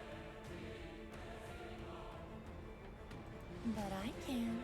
I have the perfect plan on how to withdraw all the corpses we could ever need. Half of them for you, and half of them for me. Bruh. An equal partnership.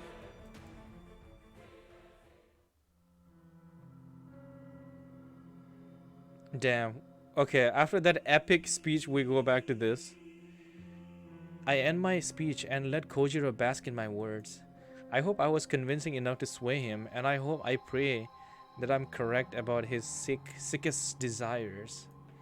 His reaction isn't exactly what I was expecting.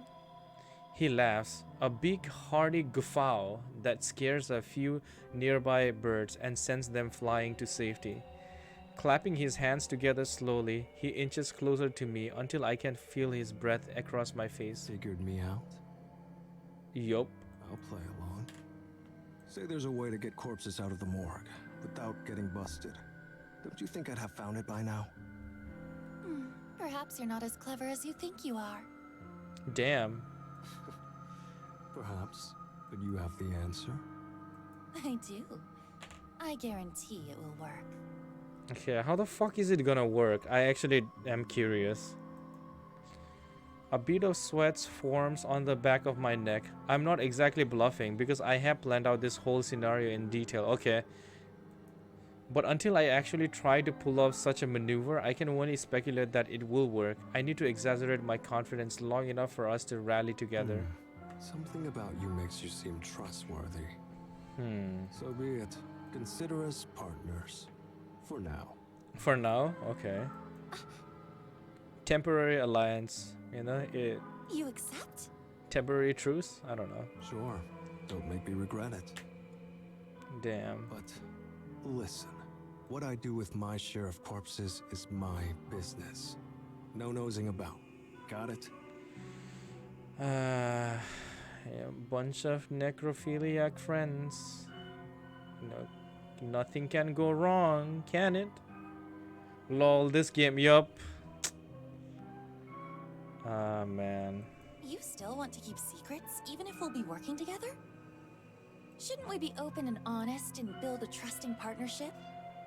I don't know, maybe he has like some issues, you know, some mommy issues or something with the corpses. Here's the deal. You don't pry, and I'll assist you with Corpse Girl's work. I'll help you craft your elaborate photos. No charge. I get privacy, you get an assistant. What are you gonna do with the corpses? Hey, yo. Mutually beneficial. Wouldn't you agree? I mean, the offer is great, but geez. I think about his offer. It's true that I don't really need to know what he's going to do with the corpses on offer. The whole thing is illegal already, so if he wants to take it further, that's not on me. And if I can get some assistance, it will surely help me churn out photos that are at a faster rate. I'll need muscle to move bodies for starters. That alone is worth keeping my nose clean. Okay, we have a deal. Fuck it. Cool. Glad to hear it. Kojiro extends a hand and I grip it as firmly as my frail bones will allow. We shake once and Kojiro offers me a surprisingly warm smile. His intense, murderous demeanor suddenly vanishes and he reverts to his awkward alien self. Saw us about the love confession stuff before. Too late now, but I'd have helped Corpse Girl in return for a simple date. Damn. Should have just done that, fuck. Seriously? Did I come up with some elaborate insight into his psyche, his desires for absolutely no reason? Was all he wanted a chance to take me out? No backing out now. We've got a deal, right? Yup, it's a deal. Right. Welcome to the team, Kojiro. What are we gonna call this team? Teal Necrophiliac? Let's go, bitch. Team Corpse Girl, huh? Well, Oh, okay. it's good to be on board. I guess it should have been obvious. Yay, Team's Corpse Girl. Well, it's good to be My on more board. connection, your schemes. Yup. So he's the supplier. I'm the fucking mastermind, I guess, behind the plan. He just wants to get his noodles wet. Yup.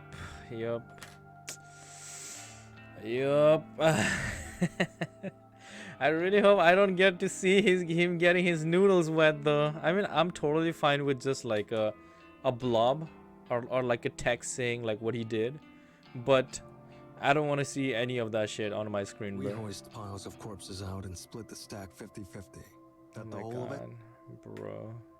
To put it simply, yeah. And I get your assistance with Corpse Girl's work. A reward for keeping my eyes shut. Of course. Looking forward to that. A spoken contract's as good as anything to me. I'm satisfied. When do we start? Soon. There's only one thing missing from my plan. The fuck? What? That is? We need somewhere to store the bodies we retrieve. Oh, that's a very good thing, yeah. Maybe a freezer or something? Somewhere big, with no one to meddle in our business. I'm thinking an old warehouse or something like that. A warehouse, huh? What about an abandoned factory? I might know a place. A factory? A corpse factory, bitch. An abandoned factory, all for our corpse collection. I like the sound of that. Hey, finally. Oh my, I can't. This game, I can't fucking believe. I feel like I played this game for so long, and I feel like the game has just started. Like, like it just started, man. Like Oh my god, I can't. How long is this game gonna be? I feel like it's gonna be long as fuck. I honestly thought she had a change of heart, but nope, no, yeah, same. You know, when she was talking to herself in the mirror, and then after she woke up, she's like, shit. Now I'm gonna fix my shit. You know, I'm gonna be a better person. I'm gonna help out my friends. You know, I'm gonna, you know, like stick out my neck for fucking Shinya and Tomoe. I was like, damn girl, okay, I see your improvement. Then boom, downhill, right away, immediately. Roll credits. That's the game. That's the game. They got their 50-50 share. Boom. That's it. Yeah, and nobody knows about the fucking factory. A happy end. Happy end for both of them. They're fucking playing around with the corpse till this day. All right, guys, who to raid? Give me some names. Give me some names so I can, you know, write in my death note. Just kidding. So I can rate them. I played over 10 minutes. I should have been gone 10 minutes ago. This is what happens when there's a pretty exciting scene. That scene was pretty good with him like, you know, figuring out like how he knows that she's the corpse girl. It's some Death Note shit. I mean, the amount of times I've mentioned Death Note in this playthrough is crazy. All right, let me see if I can find someone. If you guys can't find someone, let's see. I already read them before.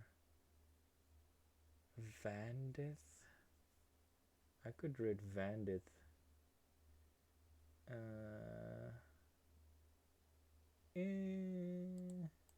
Let's see.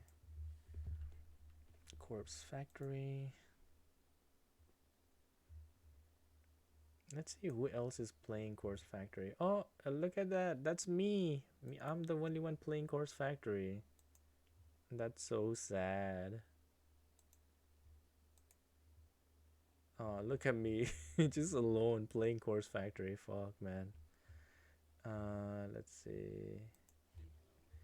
Vendit. Alright, let's read Vendit then.